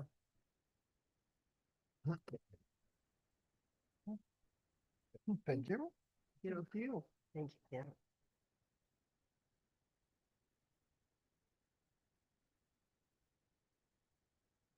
All right. Thanks, guys. Appreciate that. We will move on to ordinance 535, amending ordinance number 531 relating to second interim loan to the Fraser Housing Authority declaring emergency. Michael and Maddie to present. All right. Thank you, Mayor. Michael Brack, Fraser Town Manager. And on the phone, we also have, as you heard from earlier, Maddie Brodanovic with Hilltop Securities. And we also have Kim Crawford on the phone as well. You heard her kind of make a comment earlier. Kim is part of our underwriter team with Stifel. And she's been doing a lot of the work for the underwriting for all of this. So what this is presenting as discussed in the presentation is looking to amend the second interim loan that was approved on February 18th earlier this year by the town board, which appropriated 3.3 million to allow construction to maintain its tempo. And the intent behind that, again, was looking to maintain things until we were able to establish a better closing date that ultimately depended on getting that commitment letter from Chaffa, which is really the critical piece for that sets the real timeline for closing.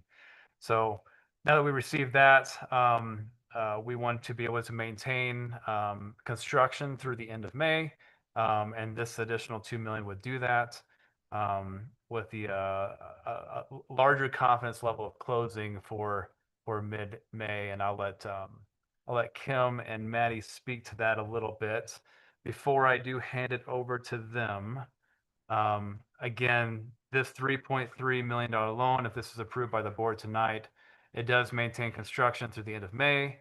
Once we do close on the bond and Prop 123, there will be a same-day transfer to the town to repay back this short-term interim loan and make the town whole on this item that's before you tonight. Additionally, I did do a quick look at our budget here, which I'd like to share. And you do have copies of that in front of you for the trustees.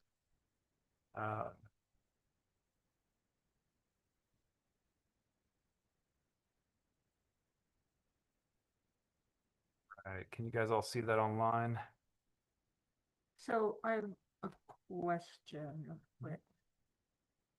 So on this presentation that we just heard, the contract status at the end, MAD says they need 2.25 million, and this is only an additional 2 million. We're currently at lower than what we were projected for 3.3 right now, right? Okay. Big Valley came in at 1.3 last month instead of 1.6 as projected, so. Okay, good. So 2 is good. Great. Thank you.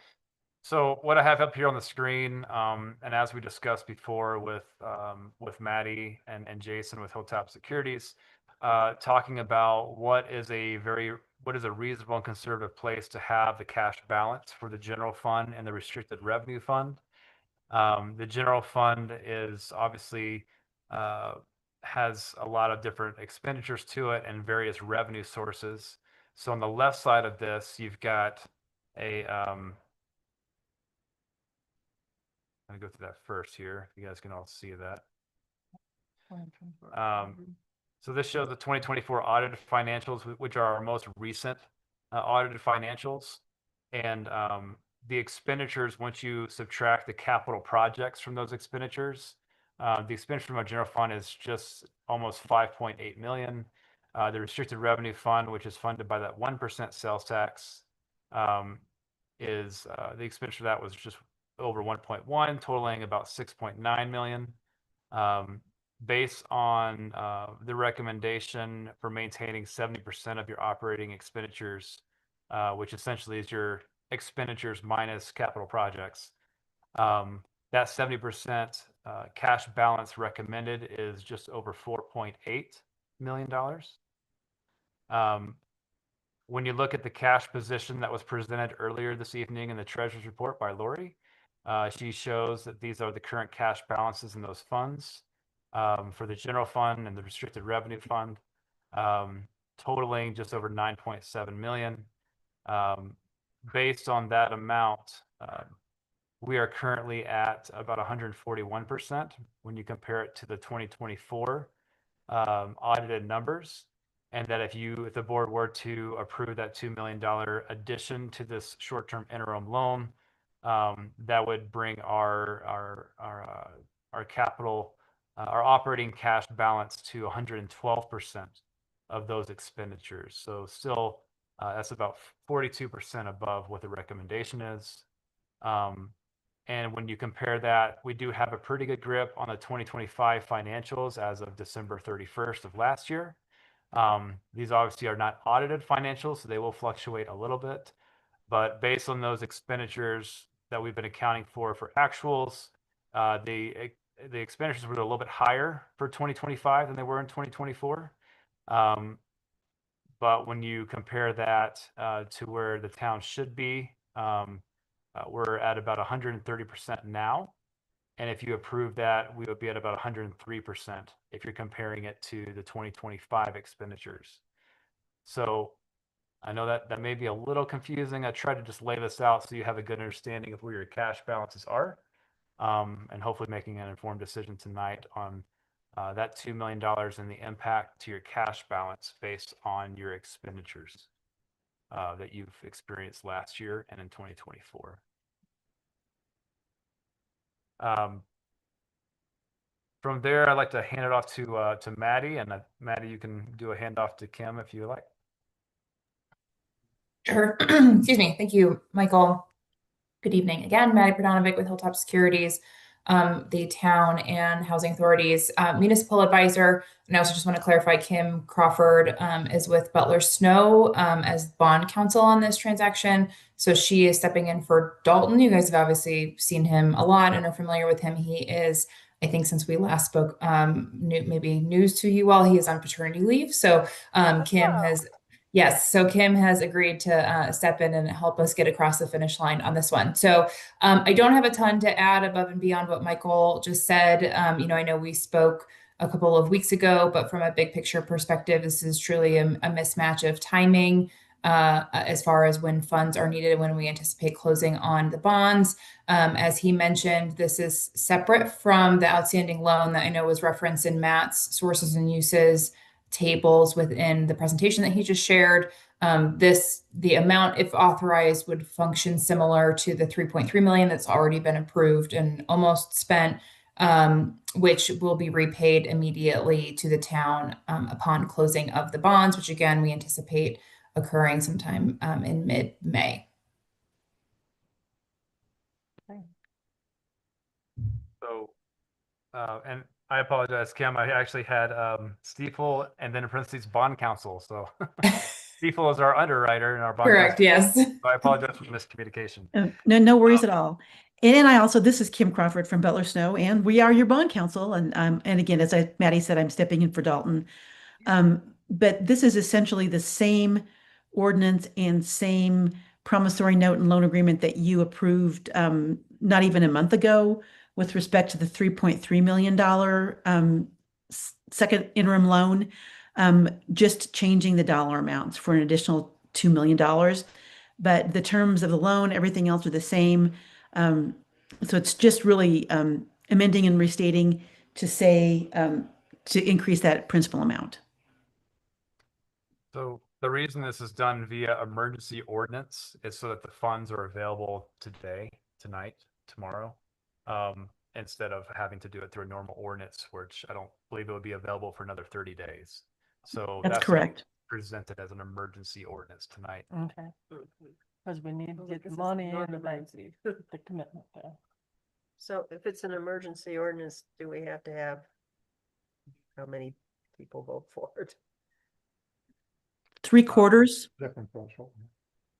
So we have 5 of 7 here tonight. So we're missing 2 board members. You can have one. That's a problem. Dang it. Okay. So Hmm. we could probably call Lewis. I know that he's in agreement of it. No one called that. We got that. Good catch, Peggy. We want to make sure that this is. Yes, thank you. Yeah, one, but you're not here, you can't, well, you kind of see us, but. You moved over one, and it looks like. I know, yeah. I I just filled this side of the table. You did. A huge You're personality. taking on all three. Should I call Drew? texting Lewis. Yeah, That so was she's my out first there. seat. I think Julie is on Yeah, a it's trip like in a different I made it. country. Oh, she's far away.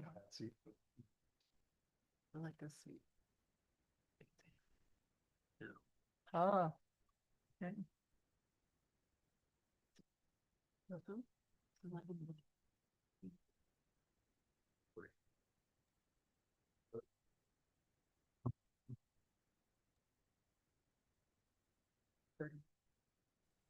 So did you say another member is on their way? I've texted a member to see if he can jump on a call just get on speakerphone with us real quick to vote on this. This one, and then the one transferring the property will need to be approved by 3/4 of the members. So he would just need to stay on for one more ordinance. Okay. Kim, if we were to make the change to this for a regular ordinance, a regular ordinance passed, it's just a majority vote. Correct. But it's not effective for 30 days. No, I understand. Okay, I was just informed 30 days from publishing, right? correct.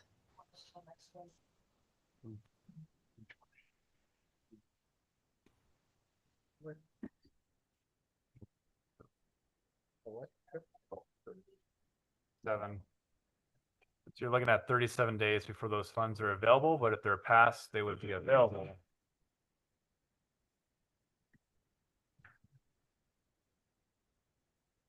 Who are you calling? I'm calling Lucy too.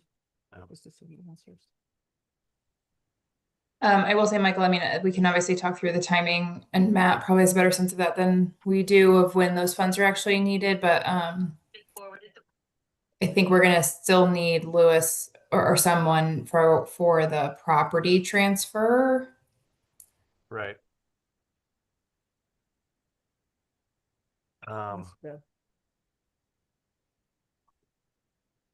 Didn't anticipate this one. So it's gonna be your turn.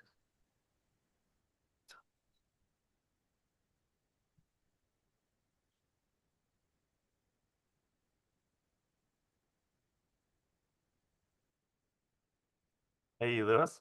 Hey.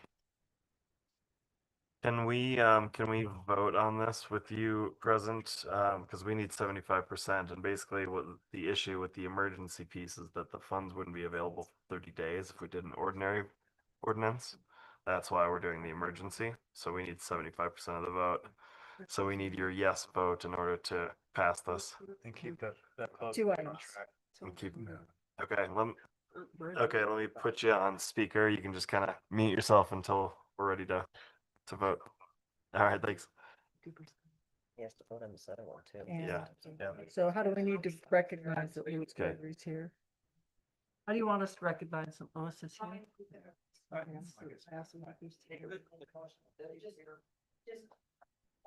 If you could announce that he's on the phone, that way we can document it in the minutes for the votes. Okay, Lewis Gregory is on the phone for the minutes and, Lewis, are you there? and for the vote. Yes, I'm here. Thank you. Thank you. All right. So, are we ready to make the motion? I'll make a motion to approve emergency ordinance 535, amending ordinance number 531 relating to the second interim loan to the Fraser Housing Authority declaring an emergency. Is there a second? I'll second. Any further discussion? All in favor? Aye. Aye. Okay, any opposed? Okay, and then we do need you for the second one too, if you want to just hang for a sec here. Sure. Thanks. Thank you, Lewis. Thanks, Lewis. Okay. So you want to move on to the next one? Yeah, so moving on to ordinance 536, approving the transfer of land for the St. Louis Landing project from the town of Fraser to the Fraser Housing Authority and declaring an emergency. This again, it's just providing that that transfer of ownership when we do have the bonds are funded through the Fraser Housing Authority, the Prop 123 funds are to the Fraser Housing Authority. So in order to actually have a legitimate finance stack based on who owns property, we do have to transfer the lots of the buildings to the actual Fraser Housing Authority. Aaron, do you want to go ahead and provide an overview with that? And Kim, feel free to chime in, Maddie. Sure. Good evening, Erin Dane from Holland and Hart. It really is pretty much just as simple as Michael described. What this ordinance does is allows the town to transfer lot 1, lot 2, and lot 3. That's the land that the improvements will be located on and that the 2 buildings have already started to be constructed on. So it will transfer it to the Fraser Housing Authority. The purpose of this ordinance is simply to meet the authority requirements that are necessary for the title company in order to ensure the transaction when it closes, as well as to provide it to CHAFA. So we're doing it, and we're doing it today on an emergency basis, largely so that we can have the timing line up and make sure that it gets done and accomplished in time to make sure that we don't impede the closing. So with that, I would also say that there will be a reservation. You'll notice in the ordinance, a reservation of certain infrastructure that will remain being owned by the town. The reason for this is that the town has several DOLA grants, which require the town to continue to own certain infrastructure. That's largely infrastructure like water and sewer, underground utility type things. So there'll simply be a few words in that deed which reserve those to the town so that we can make sure that we are in compliance with the grants. It does allow the town manager or the assistant town manager to execute the deed as well. Okay. Somebody want to make a motion? Yeah, I'd like to make a motion. I had a question. Okay, go for it. On section 3, findings of best interest, it just starts off the board hereby finds and determines. Do we have I was questioning section 3 where it just says findings of best interest. Sounds like we have, well, we have findings and determination. Is that something real, or is that just a clause, or is there something to back that up, or is that if we have if we found and determined that this is the best is what we're saying? By legal counsel. Okay, Sure. is that determined by? I would just pipe in, I could share with you, I think being in the best interest is simply that this is necessary in order to facilitate the closing of the project to ensure that title insurance is issued. So it's in the best interest in the sense that, the closing just doesn't happen because it's a fundamental requirement unless we can effect this transfer. You got it. It's about the process. Okay. Okay. I'd like to make a motion to approve ordinance 536 approving the transfer of title at St. Louis Landing from the town of Fraser to the Fraser Housing Authority and declaring an emergency. Is there a second? I'll second. Any further discussion? All in favor? Aye. Aye. Okay, any opposed? All right, motion passes. Okay, and that's all we need Lewis for, right? How about the housing authority? When we, All right, thanks, Lewis. it's like, Yeah, that's But this is not an emergency. They're just resolution. Yeah, the authority doesn't have ordinances. Okay, yeah, thank you. okay, moving on. Resolution 2026-0403, St. Louis Landing 15-year funding support. All right. Thank you, Mayor Michael Brack again, Fraser Town Manager. What this resolution is doing is providing it's basically showing the town's commitment towards what the town agreed to in the development agreement with our development team for St. Louis Landing. What this does is subsidizes the project to achieve the goals of the project to accomplish a certain level of average AMIs. Matt, that average level of AMIs is 86.8%. 86.8% AMI, which is fantastic. If you recall, that development agreement was approved with the expectation at the time that we were going to be looking at achieving 100% average AMI. The board, vocalized by the mayor, did state that the goal was to achieve a 90% average AMI, and we've been able, with our development team and finance team, been able to accomplish a little bit lower than that. So it's great. So what this resolution does is really just provides documentation that our underwriters need to provide to the investors and to use in their relevant documentation for the bond closing and the underwriting, just showing that commitment for the town to provide those funds. It is still subject to annual appropriation by the town. And we would see this to be largely funded, if not entirely funded, by the short-term rental fees that the town currently has in place. We're projecting short-term rental fees for this year to be in the above $230,000, if not hopefully a little higher. So I would recommend that as where you would pull those funds from. So you're not pulling those from your general fund. So I think the budget strongly supports this. It's obviously something that we're committed to in the development agreement. And I'll hand it to Aaron. Anything that you want to add on that? Sure, not much to add. I think, as Michael said, similar to the other ordinance, it's pretty straightforward. This is a pledge of support for $250 a year for 15 years. It's non-binding, subject to annual appropriations. The first installment would be due within 30 days of the first certificate of occupancy being completed. So we were looking, I think, at Todd's presentation. He's talking about the completion of Building C in November of 2026. So I think we would be looking roughly at December 2026 based on current timelines.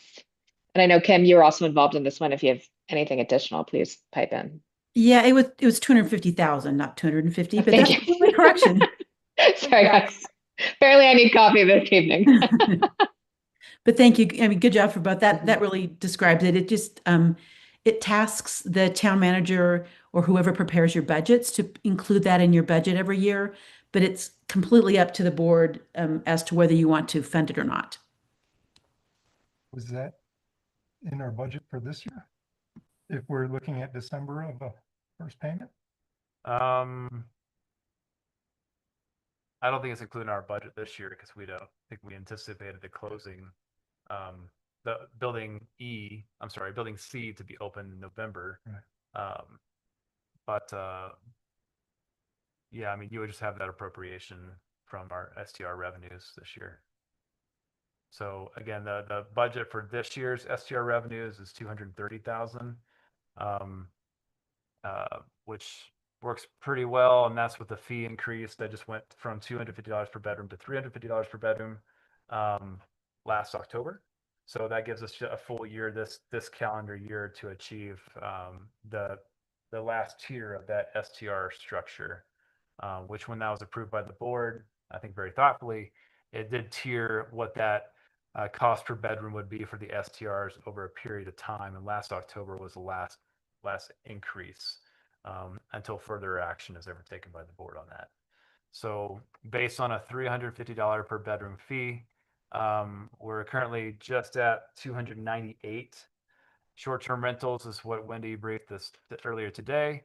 And from what we've seen in previous softwares, the average is about 2.5 bedrooms. So when you do that multiplication, you're right around 250,000. But if you just assume that you have some not there, I don't know. We budget kind of conservative, but the anticipation that would come from those revenues. But we did not specifically budget for that because we didn't know what the timeline quite yet was for building C. We thought it was going to be December the following January. So this revenue is coming from fees in the short-term rental, not the lodging tax. Correct. The lodging tax going to the county. We don't have lodging tax, so yeah, correct. If once you do go home rule, you will have the opportunity to take advantage of the lodging tax. My current estimate from working with the county is that if the town were to recoup the 2% lodging tax within town boundaries, you're looking at about $350,000 a year with that, and just my recommendation, if you go that route, would be focusing on the lodging tax, which is a more equitable way of handling the impacts of short-term rentals versus having a set fee that they have to pay up front. It's just, the more people use it as a short-term rental, the more they pay the tax and the more revenues you get. But that'll be its own separate conversation when that time comes. I just want to clarify that so everybody knew. Yeah. It's appropriate use of the funds. Definitely. Any other questions about that? You want to make a motion? I'll make a motion to approve the Fraser Housing Authority, or Up from there. wait a minute, resolution 260403 St. Louis Landing, 15-year funding support. I'll second. Any further discussion? All in favor? Aye. Aye. Any opposed? Okay, motion carries. All right. So now we suspend the board meeting, correct? Okay. All right. So motion to suspend the board meeting and open the Fraser Housing Authority. So moved. Is there a second? I'll second. All in favor? All in favor? Aye. Any opposed? Okay. No one's in favor. All right. We are now in. Fraser Housing Authority. So, Fraser Housing Authority resolution amending resolution 2026-0401, modify, amend, and restate the second interim loan for St. Louis Landing. So, Mayor, Board of Trustees, this just accepts the increase in the funds so that you can pay the bills for continued construction. Other side of the coin. Exactly. So moved. I'll second. Any further discussion? All in favor? Aye. Aye. Any opposed? Okay. I move to close the Fraser Housing Authority And resume the Board of Trustees meeting. So and resume Board of Trustees meeting.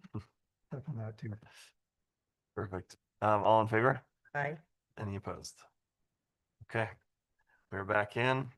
It was probably the fastest Fraser Housing Authority meeting we've ever had. Should we let these other guys leave if they want? Yeah. Feel free if you want to, guys. They don't mind. Stay, because you never know what's going on. Yep. They're just gonna go home. We and won't be watch offended something if you too. decide. What? All right, we're back in discussion possible action regarding town manager recruitment, advertisement, job position, and recruiting proposal. Michael. Thank you, Mayor. Michael Brack, Fraser Town Manager. This is the exciting stuff, so they don't want to leave with this. So, Top of the list. as I have made aware, I have provided my notice to the town of Fraser in my role as town manager and looking to provide a recruitment process, at least presenting something to the board. You do not need to approve anything tonight. You guys can continue to think about what you want to do and we can come back, or you can pursue whichever option you want to.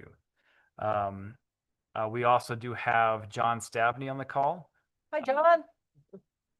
John has been, he is the executive director for the Northwest Council of Governments here for the Western Slope areas. Thanks for being on the call, John. You want to introduce yourself real quick? Yeah, sure. John Stabney, Northwest Council of Governments in my casual evening gear. So good to see you guys virtually. So I've enjoyed the last couple of visits for doing this work over to Fraser, and enjoy seeing you guys in person. So what we have here on the agenda, I do present a few options as far as what the board could consider for a hiring process. Essentially, we do have an updated version thanks to Sarah Wick, our marketing communications manager, who did a great job revamping this ad and making it maybe a little more aesthetic. So, but that is open for chopping blocks. We are not married to it. We're provide a little bit of thoughtfulness in crafting something that we thought was simple and kind of elegant that kind of advertises and markets the position. And the job description is really the heavier element for the job description for this role. Did we have the ad in our pocket?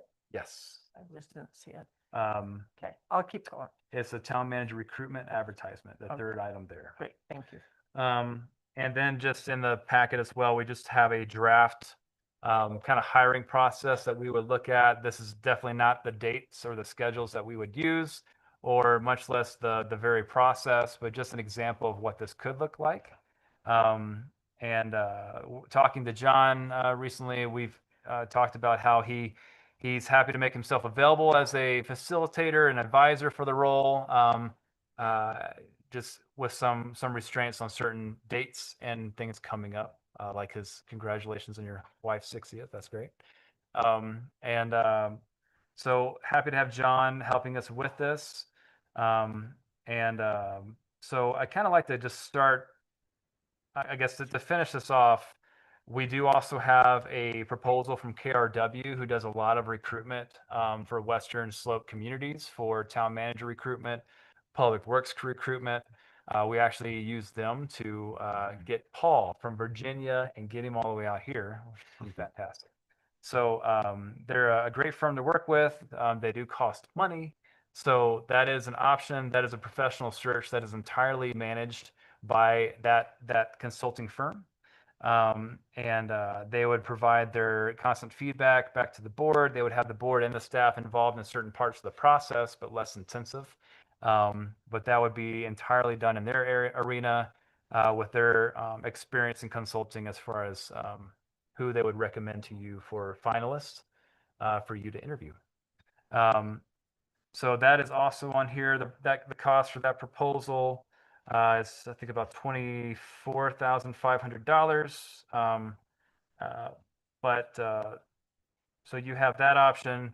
As the town board, you do have the option of looking at just an internal search if you do want to just look at an internal search before taking this public. It is your job as the town board trustees for the town of Fraser to appoint the town manager in whichever process that you would like to have.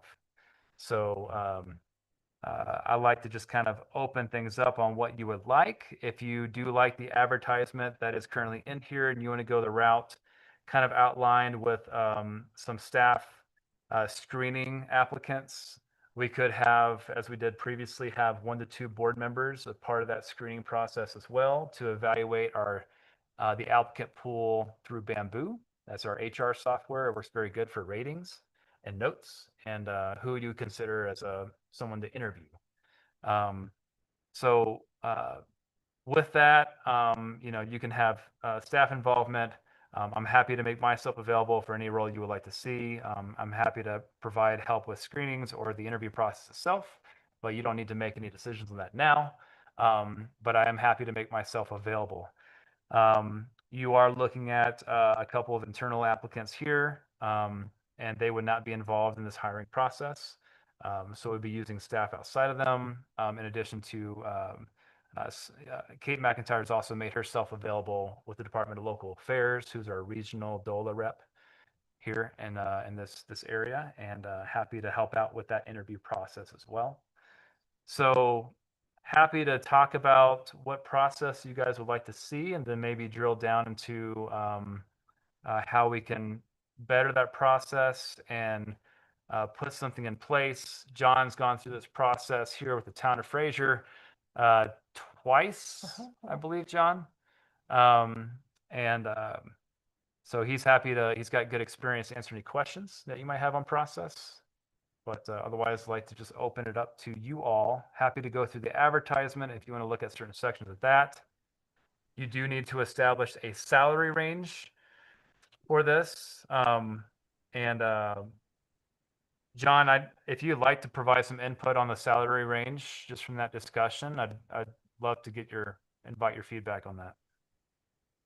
Yeah, thanks, Michael. And I have to admit, trustees and mayor, that I have not done a recent sort of salary study, right, of your area. I know Michael and I talked about the Winter Park, range, which was higher, and I think appropriately so, probably. I think it depends on, if you want to think of the low end this way, think about the kind of applicants you might get at the sort of, it looks like it's 160, 200 is what's plugged in there right now. 160, believe it or not, is kind of a starter, a very new manager, wage these days. It's kind of crazy to say, but it is. A lot of managers are 200 and over these days. My concern is less about the low end, although the lower you have that, the lower it sort of signals, right? Maybe what you're looking for, and that you may want to push the high end up a little bit higher. What you also don't want is for somebody to, say, well, you negotiate, you go through the process, you find somebody, and they say, well, actually, 220 is kind of my minimum. I know it's 200, but I knew I'd get a chance to talk to you, and I wanted to win you over the interviews or whatever. And you hire somebody, and and maybe not for 20,000, maybe 20,000 is significant, and you get a handful of other people thinking to themselves, well, I would have applied if I'd have known that was the range. So you really should be reasonable to where you think you want somebody to be. And yeah, I'll stop there and just answer questions if you have them. Yeah. I think that I agree with your analysis that I'm not sure we need somebody right out of school. I think it's a little more complicated than that.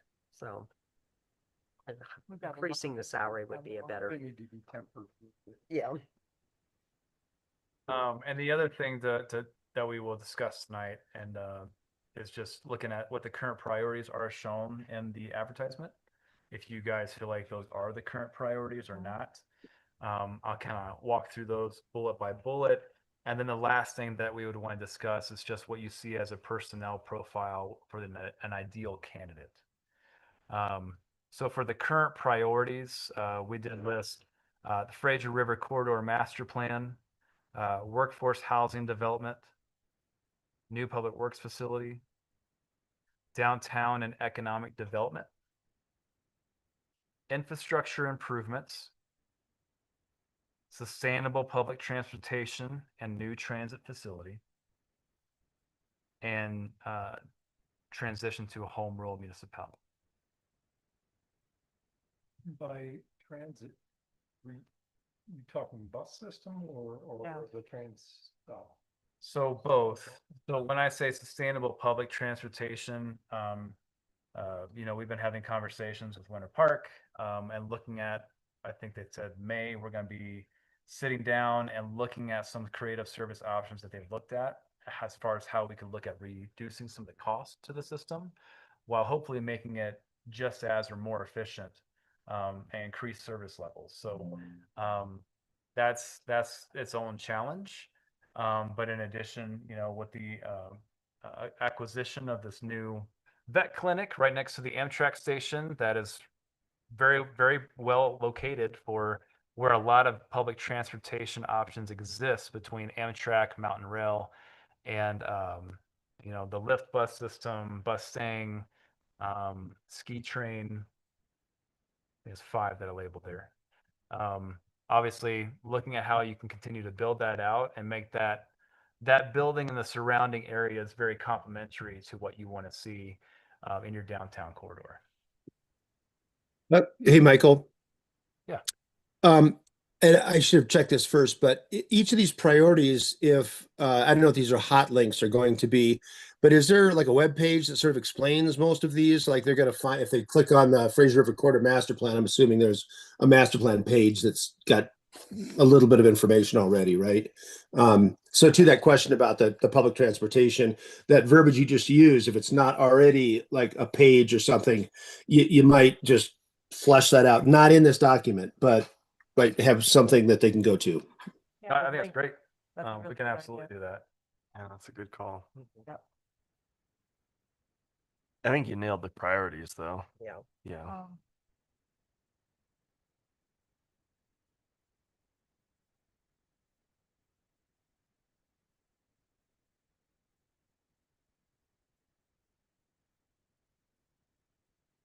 how about that?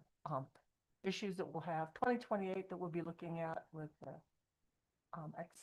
the annexation agreement and some of the use by rights or whatever it's called. It's late, right? that would be. How would we define something like that? Generally, the kind of skills or experience that would be useful.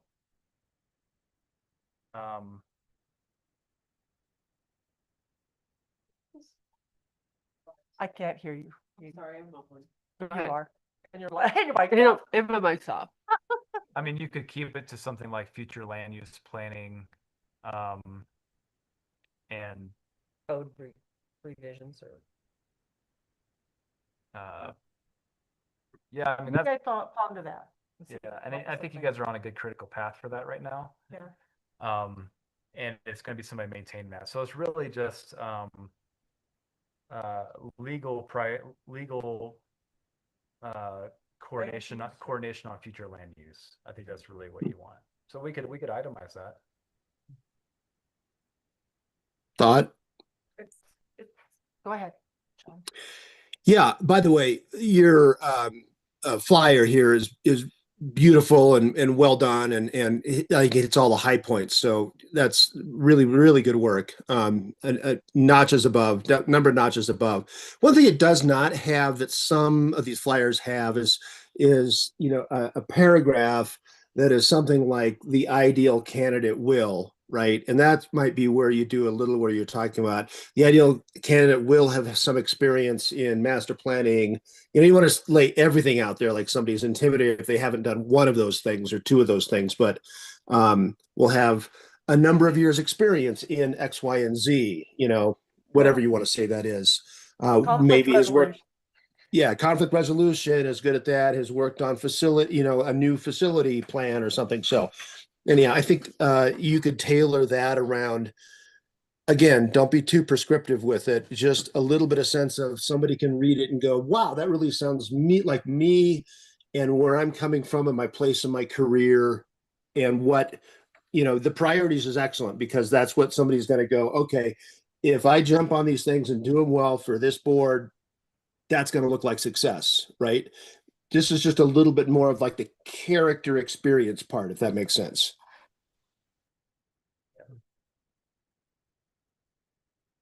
Districts. Yeah, I think we can absolutely add a portion to that. There is a lot of items like that called out in the job description, but to put something like that in the advertisement, I think would serve well. On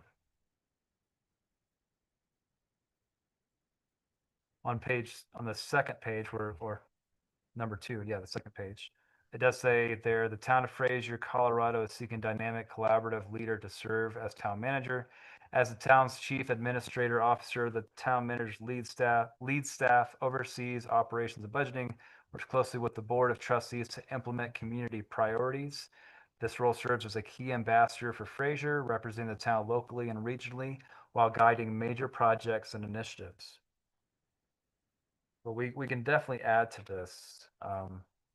Yeah, just another paragraph says the ideal candidate would have this list of experience or personality.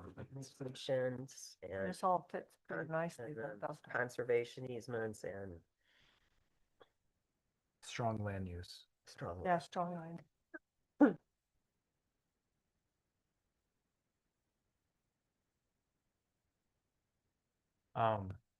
Yeah, and on page 3, there are some other aspects that kind of sprinkle that in a little bit. Again, I think we can have a dedicated section that we can add to this. I can come up with I'm kind of keeping a list here. Strong land use.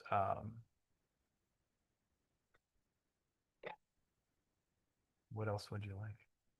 And on the third page here, you do have Fraser operates under a board, trustees, manager form of government. The board sets priorities, direction. Town manager oversees daily operations, implements those priorities.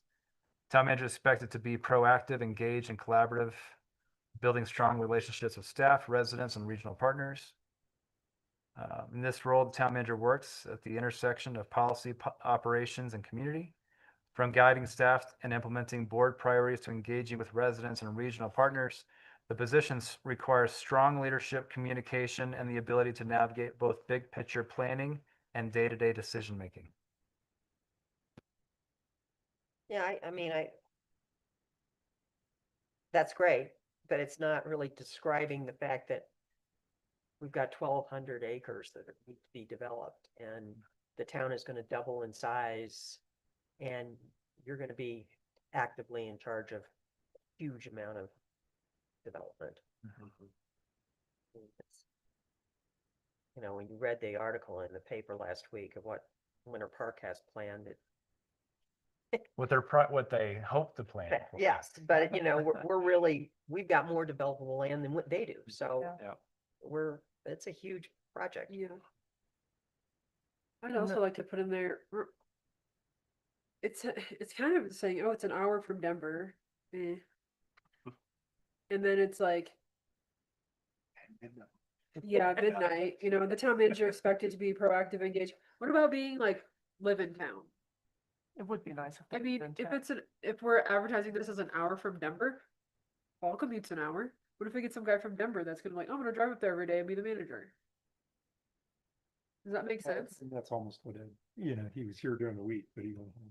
Yeah. on the weekends. Right. It's a part of our community, you Right. know? Yeah, not Mike just was like- a fighting town, but he would Remember how look at, over at us. Yeah. at a Well, bird's eye yeah, view. I think One that house should up. be a requirement that they live in the community, no. Be in the Fraser Valley Uh, or Where would you set those boundaries? in Grand County. Right. Right, because as You think Paul that's knows, good it's thing is finding that- affordable. No, and I want the staff to be more involved, like they work with the guy or gal every day. We're just here like, you know, we read our packet for a couple hours and we're here for Yeah, a few staff would hours. be Like very you guys involved have with to that. have a, Do what we say. Yeah. yeah, like They instruct. they know. And then we're not really supposed to talk to them one on one. Well, that We'll was- never know, like with Ed. Uh-huh. So, yeah, I mean, I think if you want to use like the Grant County, or if you want to look at something smaller than that, that's just something you guys need to agree to as a board. Well, I think since Paul doesn't just live down the street, but he is in Grand County, we can't say the Fraser Rec District or whatever. You're ineligible. Yeah, you can't. Sorry. Grant County's fine. County's. Wait, you're in the east.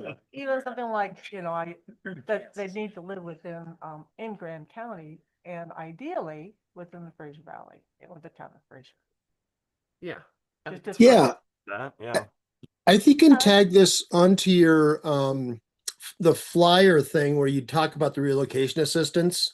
You know, you have a little relocation assistance and monthly housing stipend until, for a certain period of time, until applicant is, or until manager is able to relocate to the community, or leave it just a little bit vague, or, you can say Grand County. And that gives a signal, right, that you're, but be careful about saying exactly where, what if they're, yeah, I don't know. They wouldn't want to live in Clear Creek County and come over there, for goodness sakes, right? You'd be surprised. Yeah. We're saying it's an hour from Denver. These people from Connecticut are like, whoa, heck yeah. It's true. It's An true. hour? That's not bad. Yeah, so leave that out of it. I think we should leave that out of it. Okay.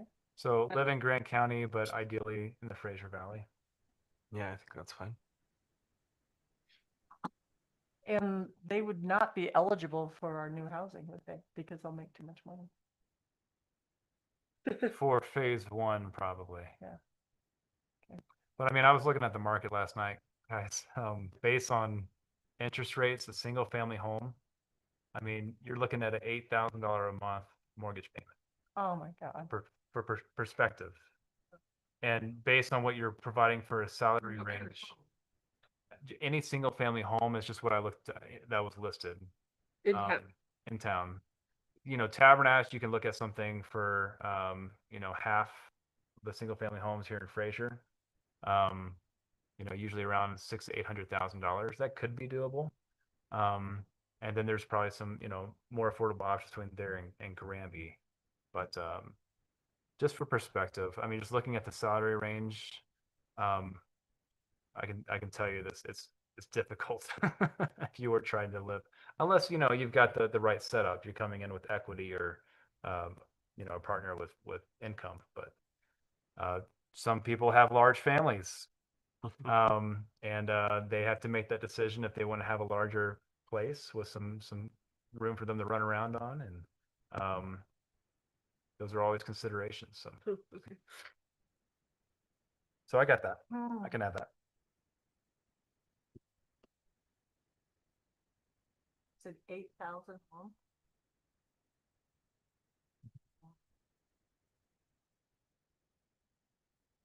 Interest rates are That's brutal. before the metro district. That doesn't include, yeah. Does it include the DDEC? That's, What is prime 6.7 or something like that? You're a realtor, what is it? yeah, it goes like this every hour. 6.75? Depends on who's bombing through it. So as far as other personal profile, for the ideal candidate characteristics, what experience maybe are you looking for, or personal traits that you would like to see? Flexibility and resilient. Even-headed. Clear, cool-headed, I guess.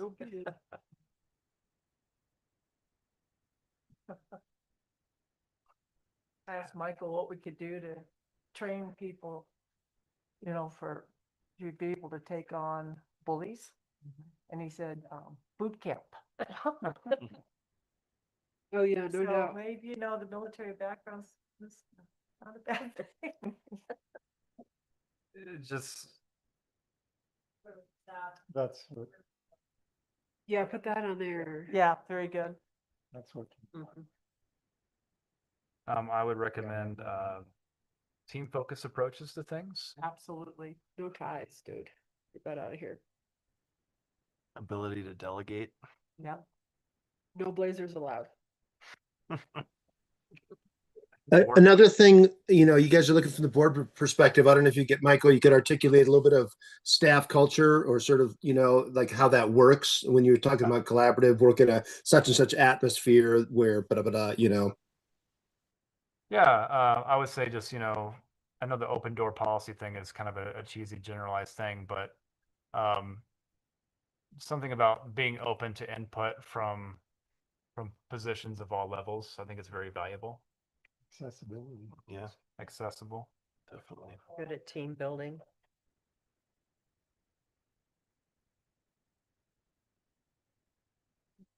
We do not want a micromanager. The what? We don't want a micromanager. Empowering. We want a Yeah. macro manager. Somebody that empowers staff. We should clarify empowering staff and board. So when the staff goes through bamboo or whatever and gives who in the staff does that? For reviewing applications? Yeah. Only who you allow to do that. So, like in the software, you can just set it so only certain staff have visibility of the applicants and how the reviews are currently working. So Lorraine was in on that, right? Didn't they see that? I think they should all have it. The name's on the list. So, There are too many. yeah, and like with an interview process, and John's probably seen these too. You can do everything from a lunch with the candidates, and they can provide their feedback after the fact, do an anonymous survey or something like that. That's something that KRW kind of recommended in their process. Happy to steal what they gave us in a proposal if we need to. But it's just a good way to just get all staff feedback. You could have like an all staff, kind of get together with some food or something, and they can ask questions of maybe the finalists, and then provide their input that can be summarized to the board for like an executive session when you guys talk about who you want to move forward with. Yeah. So that you had mentioned a process and you had names.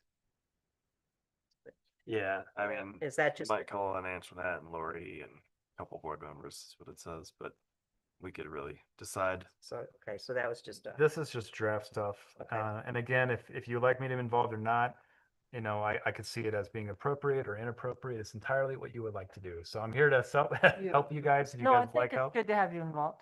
Yeah. Can I mention, Please because do. Michael is leaving as the town manager, and I think he has great perspective on the job. We do have our potentially a couple of internal candidates, which narrows the pool of staff. Maybe that you could really look at who it is and our town planners left. So really staff that's used to interviewing, looking at candidates, helping to narrow down. That pool is very narrowed right now due to just of where we're at with staffing. So I think that's something that the board really needs to think about also. Yeah, that makes sense. And then if you want to have two board members involved in the screening process, that could work well. I think what we did previously, John, is you had yourself and staff to do the initial screen of interviews in the morning is how we did that last time. I think you had a kind of a social meet and greet with the candidates, and then the evening the board interviewed the finalists, which were like the final three. And then you had an executive session at the end of that, and you talked about if you wanted to extend an offer or move forward with any of those candidates. So you're saying if they had out of town people coming in, they'd be flying in, and all this process would all happen in one day? It'd be one day of madness, and it is a lot in one day. But if you do have people traveling from out of state, or obviously balancing work-life things, Right. it is a commitment for one day, versus having to do multiple trips back and forth and coordinating that.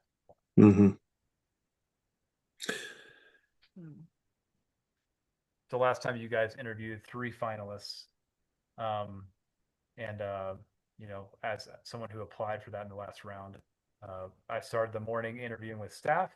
Then staff created an executive summary that was communicated to the board. I believe after the board did their interviews, so that you would be unbiased. And then you have an executive session where someone like John or otherwise can bring you in that executive summary to that executive session after you've interviewed the finalists. And so you have the input from staff, and then you obviously have your own input between each other after doing those interviews. And you don't need to do an executive session that night, but you could do it like, the following meeting or something if you wanted to. But last time, I believe you did it on the same day. Yeah, I think so. And then discussed if you wanted to, who you would like to pursue an offer for contract negotiations. And so who does the negotiating? Is that John, or is that? I recommend your attorney. I think that's who it's been at the end of that process. I'm happy communicating terms to somebody, but if there's back and forth, I think that probably is best with your town attorney. And when you guys meet in that final executive session, you discuss what you're willing to offer and certain, limitations, provisions you would be accountable, be open to. And then the attorney or whoever's doing that can communicate back and forth with you to make sure that you guys are good with that. If there's anything new that comes to the table through contract negotiations. Okay. Yeah, good point. So there's really kind of 2 things. There's like an offer letter, which would just be basic terms, like the housing stipend and, whatever wage was talked about and some of those things, any other little things that get sprinkled in there. And then there's, I can't remember, Michael, you're working with a contract, and I think your last couple managers have had a contract. So that's like the next level after of, okay, we're good with the basic terms. Now with your attorney, there's an actual manager contact, and that gets into things. Do you guys have one first before I go on? Yes. Yeah. So, yeah. And that gets into some other things, like, what happens in different cases, right? Usually unfortunate cases. Antoinette's point is a really good one. And it is, I can't remember how many total staff you have, and there's pluses and minuses to going too far down into the ranks with folks. Ideally, it's sort of a mid and upper level leadership kind of folks, directors, and maybe they're, kind of co-leader kind of people. But yeah, we basically had it was an interview, style in the morning That was 1, 2, 3, and then you're right. Myself and I'm trying to remember who else was helpful in that. Might have been Antoinette. Sort of put together, like you said, a kind of summary, and we did hold on to that. Then there were tours, I think, for people who wanted them. That was like, obviously Michael didn't need a tour of the public works facility or the wastewater plant or whatever, but and then mid-afternoon, late, before it gets too late, having those interviews so you guys have a chance to deliberate when it's not 10 o'clock at night, but while it's still fresh with you, if that makes sense. Yeah, absolutely. So this list includes Michael and 2 staff members and 2 board members so that's the committee. It's not just Michael and the 2 staff and then the 2 board members show up later on. So is that how that works? My understanding, John, I don't think you had board members on the staff interview panel, but No. On the screening of the applicants, I think you had 2 board members that helped Yes. screen the applicants. Okay. Yeah. To determine who could be the final 3 that you get to. I think the first round is you would have a team that maybe does an initial round of interviews. Let's say you get to 8 candidates that you want to interview. You do Zoom interviews for those. You could have board members on those Zoom interviews if you would like. I think it makes sense. And then you can craft down that 8 down to 3. And then that 3 comes in as the finalists, and that's the ones that partake in that more intensive day with the morning and afternoon interviews, and maybe a meet and greet during the day. It's whatever you want to do. Yeah, I mean, I think with the number of staff that are actually available to do this, I think it's probably good to have 2 board members part of that. So kind of do all the screen the applicants, get them down to 5 to 8 or whatever, do virtual phone calls, and then pare it down to 3 before it goes in front of everybody. So who will like? You guys think that's enough staff involvement? I feel so bad about the end thing. Like, I have a lot of guilt there with these guys. Like, I want them to feel comfortable, Yeah. 'Cause I don't. Would you add anyone besides Michael and Antoinette and Lori? Would you guys?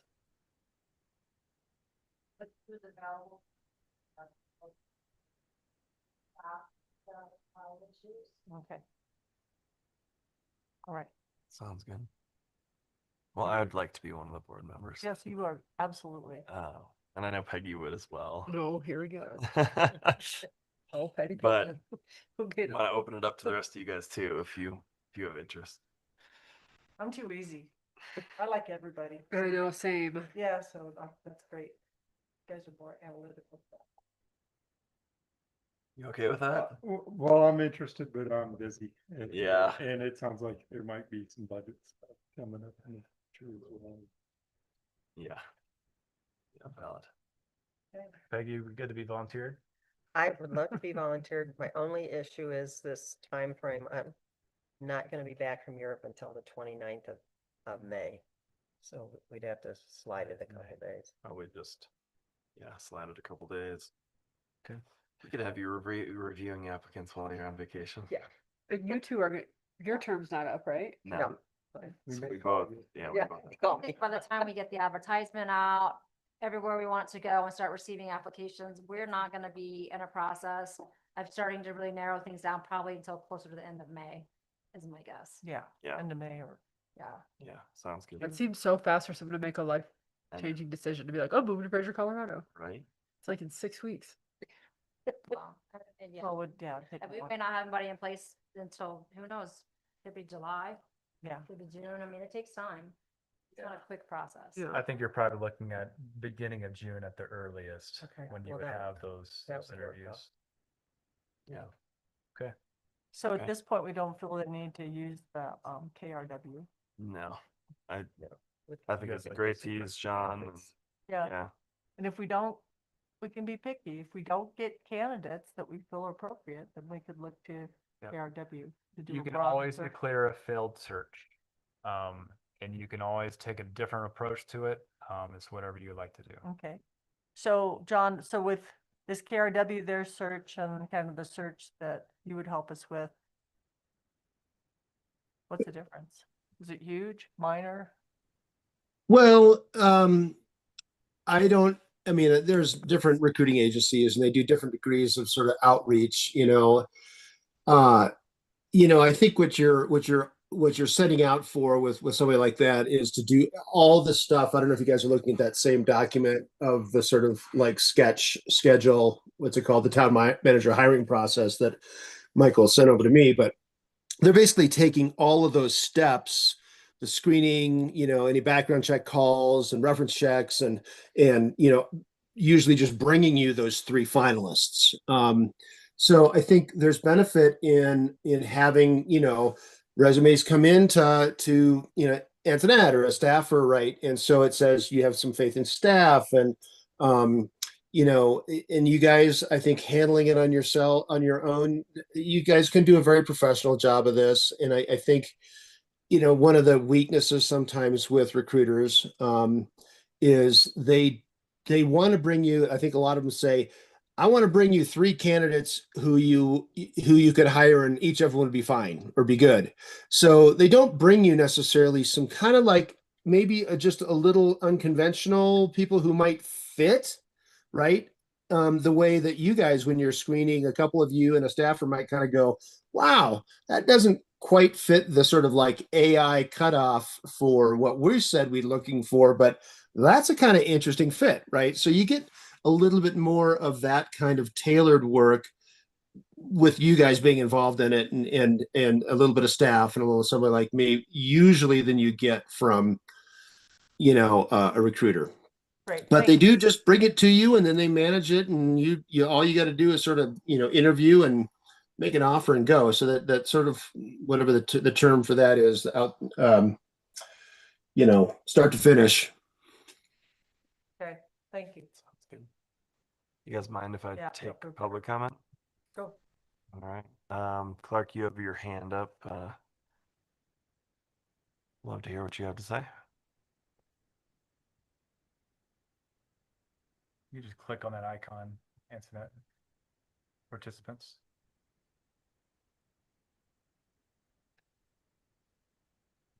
Getting closer, Clark. Hey, can you guys hear me? Yeah, Yes, now we can. Hey, you see my face too, but my camera is disabled, I guess, by the host. But regardless, it doesn't matter. I was just thinking, I mean, this is really important, and you guys have been through this now. Well, not all of you, but the community has, the business community, et cetera. We had an interim manager that didn't last very long and didn't do some good stuff. We had another manager that didn't last very long, and then Michael, who was an assistant manager and moved up, and now he's departing, and so I just don't want to see a repeat of kind of the same process, kind of doing the same thing over and over that hasn't yielded results. And I'd suggest that perhaps you need to maybe have some business owners in the community. And some of the larger business owners perhaps also interview the candidates once you narrow them down. And if you do, recruiters, I think it's pertinent to ask, what's a recruiter going to charge? We use recruiters occasionally in high level positions, but they can be quite expensive, obviously, as well. And I'm sure John can expand on that. But I do think that rather than kind of keeping it in a vacuum and doing the same thing as has been done the last three times, maybe it's a wise move to broaden it out and get more of the business owners that are involved in the community engaged in helping to find the right fit for Fraser. I mean, what I think we all consider Fraser very unique, right? We're leaving planet Earth. What else, Peggy? Remind me. We're no longer the icebox, but I mean, the long story short is, we need to get the right person this time, guys. And not that Michael wasn't, but he didn't last. We need to find somebody that's going to be here and be here for the long term, so that we can go develop those 1,200 acres, Peggy, that you mentioned, and grow our business community and grow and support our employee base in this community. So, I would just ask you all to consider outside of, the town hall vacuum. Well, let's bring in, someone from outside that lives in our community and has businesses in our community or a business in our community. I'd be glad to volunteer, but you guys, are welcome to, plenty of business owners, and there's some great business owners in our community that I'm sure would love to help as well. That's all. Thank you for the time, Brian. Yeah, absolutely. That's a good idea. Thank you. Yeah. Mr. Lips- It's gonna be good to get them involved. Yeah. So that's when the movie candidates, and they provided they filled out some stuff about it. Yeah, that's a good point. Yeah, when Winter Park, was going through that process, I think they were down to 5 candidates. I think they flew in 5 candidates, but they they brought in all kinds of business owners. I was invited. There was a number of people in the whole valley, not just Winter Park there. What are those 4 Yeah. people doing? Yeah, I know. Thought about that. It's just Be interesting, like, but yeah, so I think that process was good. They received feedback from everybody and notes and stuff like Yeah. that. So You'd have them here for 2 days instead of 1. right, what's that? Basically it was like a breakfast meet and greet. So it just started their day. So like maybe before they meet with staff, we do that kind of thing. Just invite specific people to town hall, have little munchies, and they can meet the 3 candidates, the 3 finalists. It's a good idea. Yeah. But we wouldn't have to make the decision that day. We wouldn't have to, no, Yeah. but they would probably, if they were outside candidates, they would be leaving town, Yeah. Yeah. It's a shoe in. And when they did that at Winter Park, they gave them, I think, a piece of paper for them to fill out to provide their input. And what they did is they summarized that input, or just got it all, and they gave it all to the council with that executive summary. But they were able to see all the comments that were provided during that time too. So did the candidates give a presentation, or was just wandering around and you have to Just talk to them? chit chatting. Yep. It was kind of facilitated with one of the guys that were hired to do the process, but just to help people move along and help people kind of, meet the various candidates, take the time and talk about the intent behind, what they're doing. So it was a little organized, but there was, I think, a good kind of flow that people kind of walk around, meet the candidates and ask them questions and, how would you approach this, or how would you do this? And they were able to have those conversations, and then on the way out, they were able to fill out a questionnaire and put it in a pile there. And again, that was compiled by their staff and provided to their council. Yeah. I think it's not a bad idea, Something about. Mhm. So it sounds like you guys like this process, Yep. and we could look at integrating that into that intensive day. We could even potentially do it if the candidates were to come in earlier in the day. We could maybe do something, afternoon or evening with the candidates, and then they could stay the night, and then you can have the next day with the interviews or something along those lines. That I think would be better. Yeah. Instead of the Instead of intensive trying to day. do it all That one day. 1 full day. Right. I mean, I just feel bad for the candidate. Yeah. Because talk about a trial by fire. At 9,000. stack and throw it. Right. We don't like them out people. So we could try to include a secondary part of the day. And I just want to pop in there that what Clark's talking about, there's a lot of different versions of doing that, from what, Mayor, you're talking about, where it's kind of more open house kind of thing. Sometimes that's even the night before, to a casual, somewhat structured, you kind of meet and greet a little bit, and then you stop and candidates each give a little spiel. And then maybe there's a question and answer back and forth. Or, you actually bring, a handful of people. Like, you're right. Even the last time we had the Winter Park town manager sit in, but it's very common to have a couple business owners or community leaders, whatever, you want to call, sit in. We're talking about how few staff there are. I wouldn't completely boot staff out of the process, but there's ways to do both those things and get that input. And it is, if you want it, it's your choice. It can be done. The second thing I'd say is, what you're talking about does not have to be decided tonight. You're talking about something that's going on in July, and you can put in your sort of, here are the things generally that are going to happen. We're going to be accepting interviews from this point to this point, and there'll be process. We expect finalists to be blah, blah, blah, about this time, and interviews to be around this time or the week of. So you do not need to detail out that right now, and you can give it a little more thought than right now on the spot.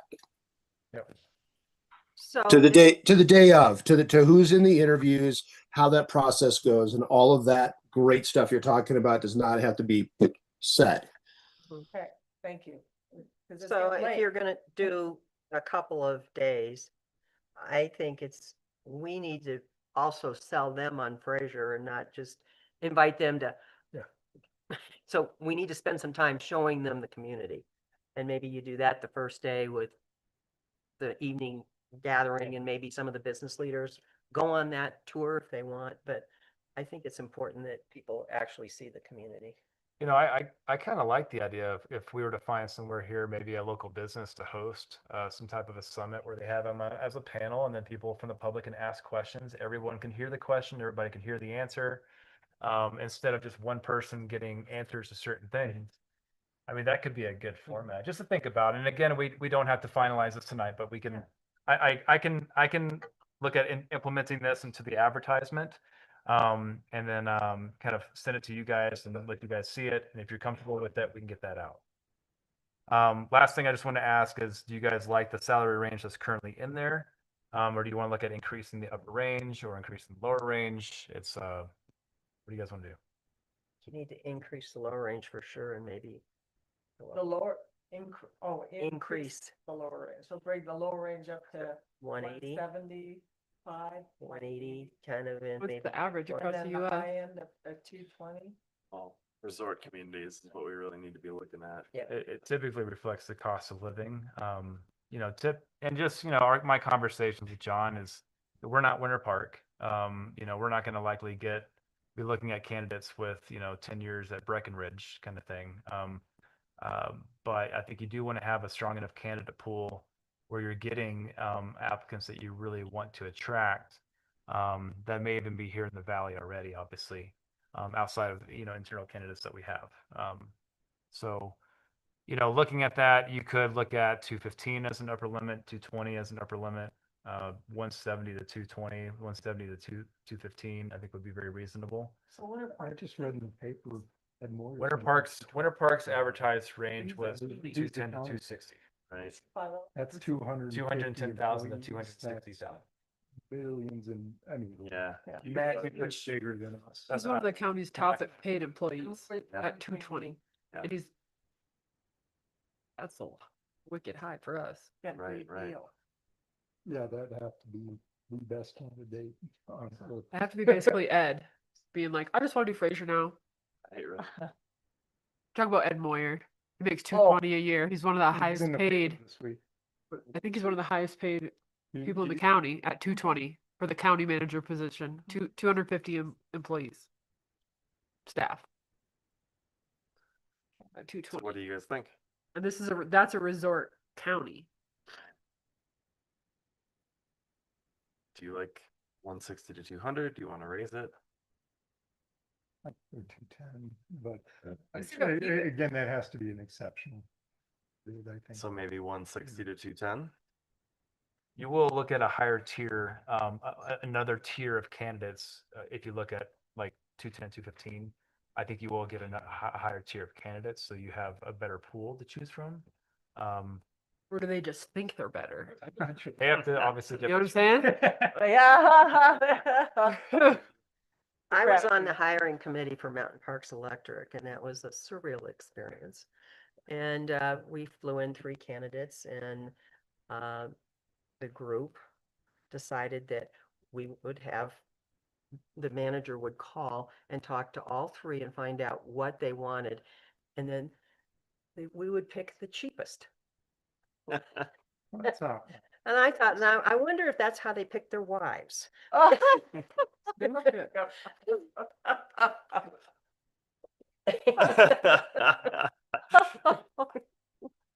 Okay, the. All right, 170 to 210 or 170 to 215. I say 200.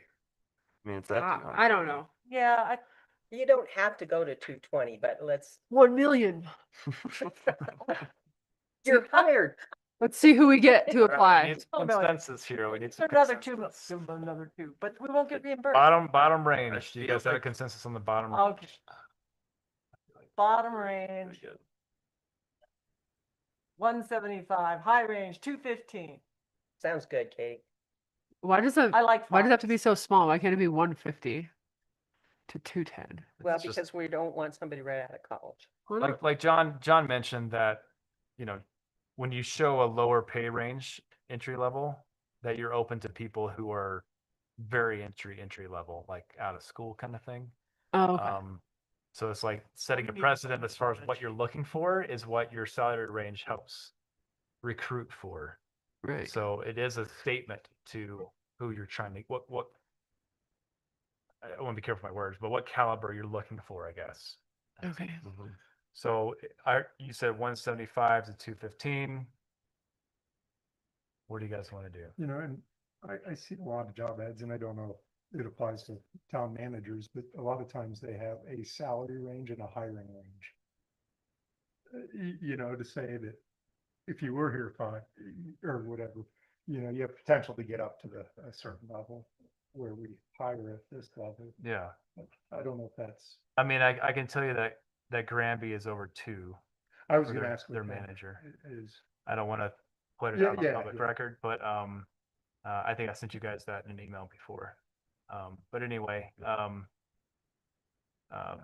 think I would recommend the 175 to 215. I think is a good pool. John, do you have any thoughts on that? Yeah, I mean, I really don't want to lay down a specific number. I think you guys are talking about the right things in the right range, and I do think you want to be able to go over 200. And so, whatever that actual number is, I don't know. I was just doing the same kind of searches while you're talking, trying to find out. And you're right, Ed Moyer's at 222, and but like the Silverthorne manager, who left was at 270, right? So there is like seasoned people are, up there in some of these places. But that's probably, I don't know, that's probably as much or more than John Peacock, who came from Pickens County, got hired for in Winter Park. I don't know what that number is. So, What's that number, Brian? Do you know? Yeah, I was thinking 220, but that must have been Ed Moyer's number. Yeah. So the range when it was advertised in 2022 was 150 to 180. And really, if you just follow just inflation since then, it is that 175 to 215 range. AI says John Peacock's at 225, Oh, but there you go. it's AI. That's fine. That's insane. Right, well, if inflation threw out my numbers too, let's see. We do live at 8550, right? So. Fraser, 8,550. 175 and 215. If that makes sense to you, let's go with that. All right, And if lightning strikes. we have 2. Let's make a motion. You guys feel comfortable with that? Yeah. I know Yeah, you need it's fine. consensus, so. Yeah. All right. We'll move forward with that. I've got good understanding of the priorities and personnel profile. John, anything else that we want to ask before we end this? No, good discussion. Thanks for letting me be a part of it. Yep. Thank you, John. Good to see you. Okay, I think I've got good direction on that. You've had staff input, so, and make sure that the staff's priorities are kind of thought about in there too, because otherwise I have to work with them. Okay, good. Got it. All right. Matt, did you have any input? Matt said he was going to apply for it. That's on college. I'm gonna offer myself. There you go. Too bad. We can include you. Can't make the move that. All right, updates. First, there's one on the list, drought and water conservation, discussion. Right, so, thanks, John. So we've, obviously been having conversations, the county to put in some drought measures in place. Thanks, guys.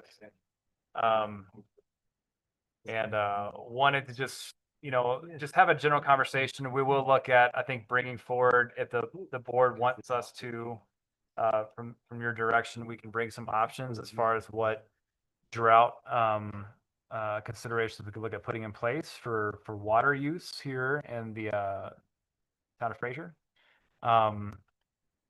County, what the county put in place, which I don't even think is really enforceable, but it's really like focused on voluntary compliance. And you could always look at stages of this throughout the year based on how severe the drought gets. Adam's very involved in that with the county. Thanks, Matt. And I didn't know he was here. so, we've talked about some ideas, but just want to just let you guys know that we'll be looking at bringing something. Adam, if there's anything you want to add to that, feel free, or Paul.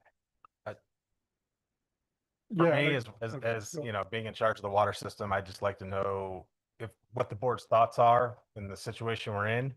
I know of two municipalities, Kremling and Telluride, that have implemented some sort of restriction. Again, it's kind of voluntary. There's no legal way to find somebody, but the Kremling is currently watering between 7 and 9 a.m. and p.m. every other day.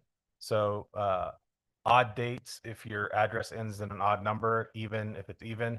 So there's some thoughts there. There's also the model that Denver just put in place where you impose drought rates that would only be enforceable maybe when the county has us in stage 3 or stage 4.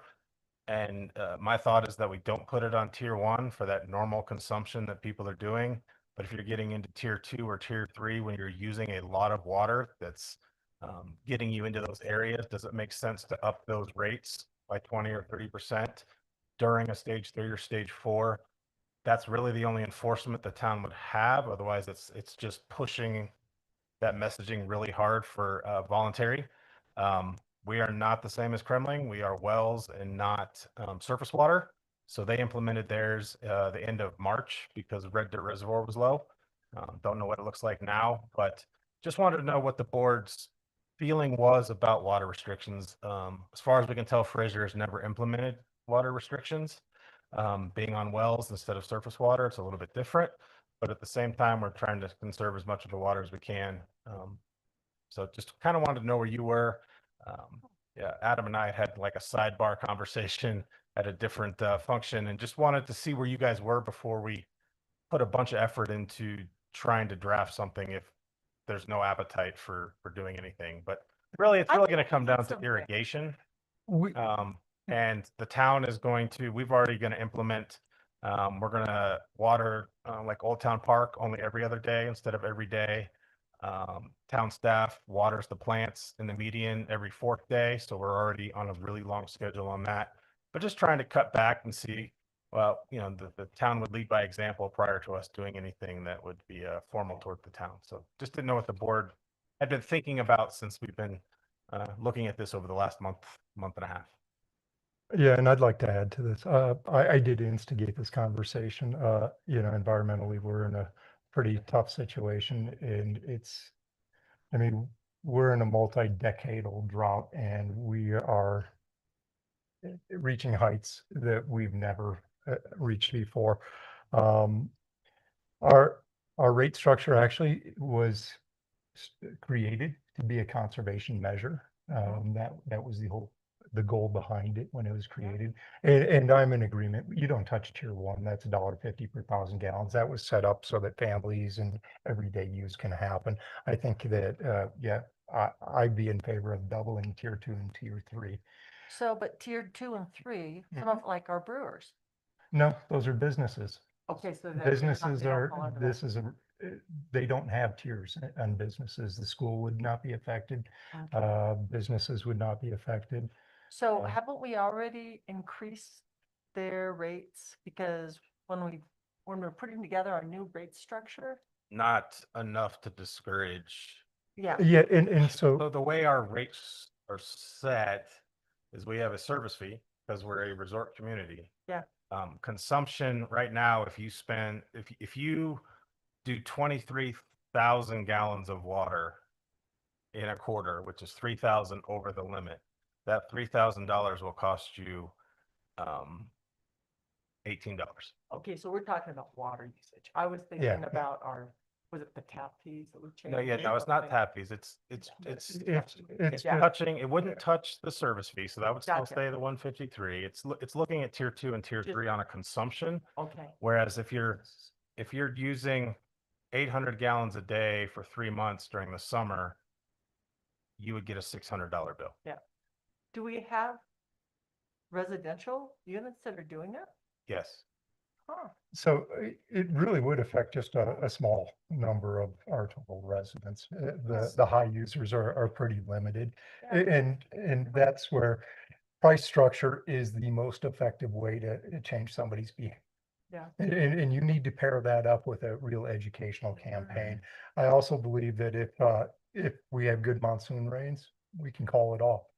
You don't have to follow through, but we need to start thinking about it. We need to start setting that stage today if we're going to do something here for and I would propose that we look at doing this for the third quarter of the year, which is July, August, September. Those are the driest months. You know, we've got a little bit of time, but again, you have an ordinance that takes 30 days and those kind of things. Yeah. So if the board would like, we could bring this forward for conversation, maybe the first meeting in June. And talk about what this could look like or how you could phase it. It could follow something like a phased approach based on escalation and drought levels. We're at the top. Or the It last- doesn't, US Drought Monitor does not get any higher. We are 99% of our county is at the highest drought level there is and has been there for. So I guess from a messaging standpoint, we would probably want to talk about this then in May. Yeah. Yeah. This forward. So Let's we say can the last- work with staff and look at bringing some things forward in May and seeing how we could approach this between voluntary compliance and imposing the higher fees for the higher tiers. So you're talking about doubling? That way? I would, I mean, the more What dramatic would it is, that be? the more, you go to $12 and I don't know how much water you say for that. It would go to 6 in tier 2 and 12 in tier 4. And this would be $12 per 1,000 gallons over 20,000 gallons in a quarter. Is that, so tier 2 is only at $3 right now? It's gonna, yeah. Oh, I thought it was higher than that. So it's 150, 3, and 6 currently. I would even suggest being more dramatic. $6 is nothing. Nobody's gonna curb. Water that. is used I don't even look like at them. it's impossible to say an average lawn, but like if a sprinkler system is running for 15 minutes, like how many gallons is that? It shouldn't be much, but we do have multiple properties that are using 800 gallons for So that you got a season. sprinkler system for grass. Right. Did you Well, get it? no. into- It Not could be tier a 2. multiple of things. No, Yeah. But irrigation is generally what Right. drives those numbers up from the normal, but Just With automatic. I think we need a shut-off mechanism. Yeah. If we're gonna implement it, we need to be able to, Yeah, I remember seeing expensive. we need those Wait. abilities for it to shut down the same way it turns on. So if we go to, drought 3, then tier 3 gets a rate. When we go to 4, then tier 2 gets it. But as we move back into 3, then it needs to be automatic, that it's not constantly coming to the board. I think if we bring something to the board in May, that it has triggers to turn on, but then triggers to turn off. Because the last thing I want to do is raise rates and then forget about them. We need to make sure that there's an Right. automatic shutdown. So, and then. But if you have monsoons, I don't think we want to be shifting. Then people would stop hopefully watering their grass if you have monsoon. We would hope, but I think the only way to, unless we're Front. constantly bringing resolutions, if we set the resolution up to follow the drought 3 and 4 levels, we can, because one monsoon for a week isn't necessarily going to take us from 4 to 3. It's going to take people to go consistent. to go boo them. Like, they're Use not a like sprinkler, fire. you just need to It's go not outside like their house. 3 and 4. We're at the peak of drought. Yes. So you're not going to have a rating scale What I'm saying, it's not like fire where, you know, you have the, Fire danger hot. yeah. Oh, absolutely. So you're at the max now. We are at the max right now. That's set by US drought monitoring index. That's not gonna change. Unless, The forecasts are not looking good either. Yeah, I mean, we may have a week of read here or there, but that doesn't change the long-term trajectories. And yeah, I mean, you look at even at the largest scale, Lake Powell is almost a dead pool. Yeah. Have you been to Hot Sulphur? Our river is a gravel bar. Yeah. It is, I mean, it's terrible. We should have peaked in our snow water equivalent. Our snowpack should have peaked 3 days ago, and look at us. It is not gonna get better. Yeah. So, So I thought in our regs, or that we had something about watering restrictions and to only water in the mornings and in the evenings, not during the heat of the day. We don't have anything in We there? do, and code enforcement goes around and tries to notify those people. Okay. But Well, it's again, something it's- that we can continue to get out But, there. you know, if it- Use that as part of our message. I mean, I would say the majority of irrigation is done within those hours and they're automated and And maybe Sarah, something could come up, some kind of a cool post or something that we could put Yeah, at the post op or something about, you know, do your part. We gotta save water. yeah, and absolutely. And Good job. whether we're looking at voluntary compliance or, you know, looking at increasing the tier structures, we would absolutely be heavy on the messaging with that. To do both. Someone go to the schools. What happened to shut the water off when you brush your teeth? Nobody does that anymore. Yeah, right. We all did. I shut the water off when I brush my teeth now, though. Yeah. You heard that? They don't need to anymore. Well. Those we tell my and I kids. had Out of Fraser that it's a timer. It's like a 5-minute egg timer with a suction cup on it. You could put in your shower. Turn upside Water down. Wise gives those out. Yeah, I thought about that. They've been planning over Because that's part of our. ordinance. 17 minutes is my Can't have fastest I can do. better than stock. In your car. Socks are safe. Give away. Better than socks is. Yeah. See what we've got. Renegade. That sounds pretty. About that the other day. Okay. Okay. All right. Any other updates? Oh, I have one quick question, Paul, about water, real quick. Remember when Lucas wasn't it Lucas who went around and found all those leaks? Has he done that lately? We do it all the time. We just Okay, haven't just found, curious. the last big one we found was on the line from the green zone that went to, up to the red zone in Rendezvous. We had a big leak there, so we took care of that one. And then the last like leak detection was the one at Ace. But we're getting there. They found a lot of the big ones, and now it's the small ones that are really hard to hear and find. Yeah, We're okay. pretty sure there's one in Highway 40. Oh, boy. But between Clayton Avenue and Fraser, it's on that dead end line, and there's just with the commercial laundry there, it's really hard to hear water when it's running constantly over there. So hopefully Clayton Court, when that all gets developed, a lot of that'll go away. Okay. We are still actively doing leak detection. Lucas mentioned today that we're gonna do hydrant flushing, the amount needed to satisfy CDPHE and keep the water clean. But we're not gonna try and do a bunch of mainline flushing and flush 10,000 gallons down the gutter. Although that's going right back into the Fraser River, so. Okay. But I was just just the curious. optics of just running hydrants, we're gonna run hydrants to satisfy water quality. Any other updates? I moved to adjourn. I'll second. All in favor? Thank you.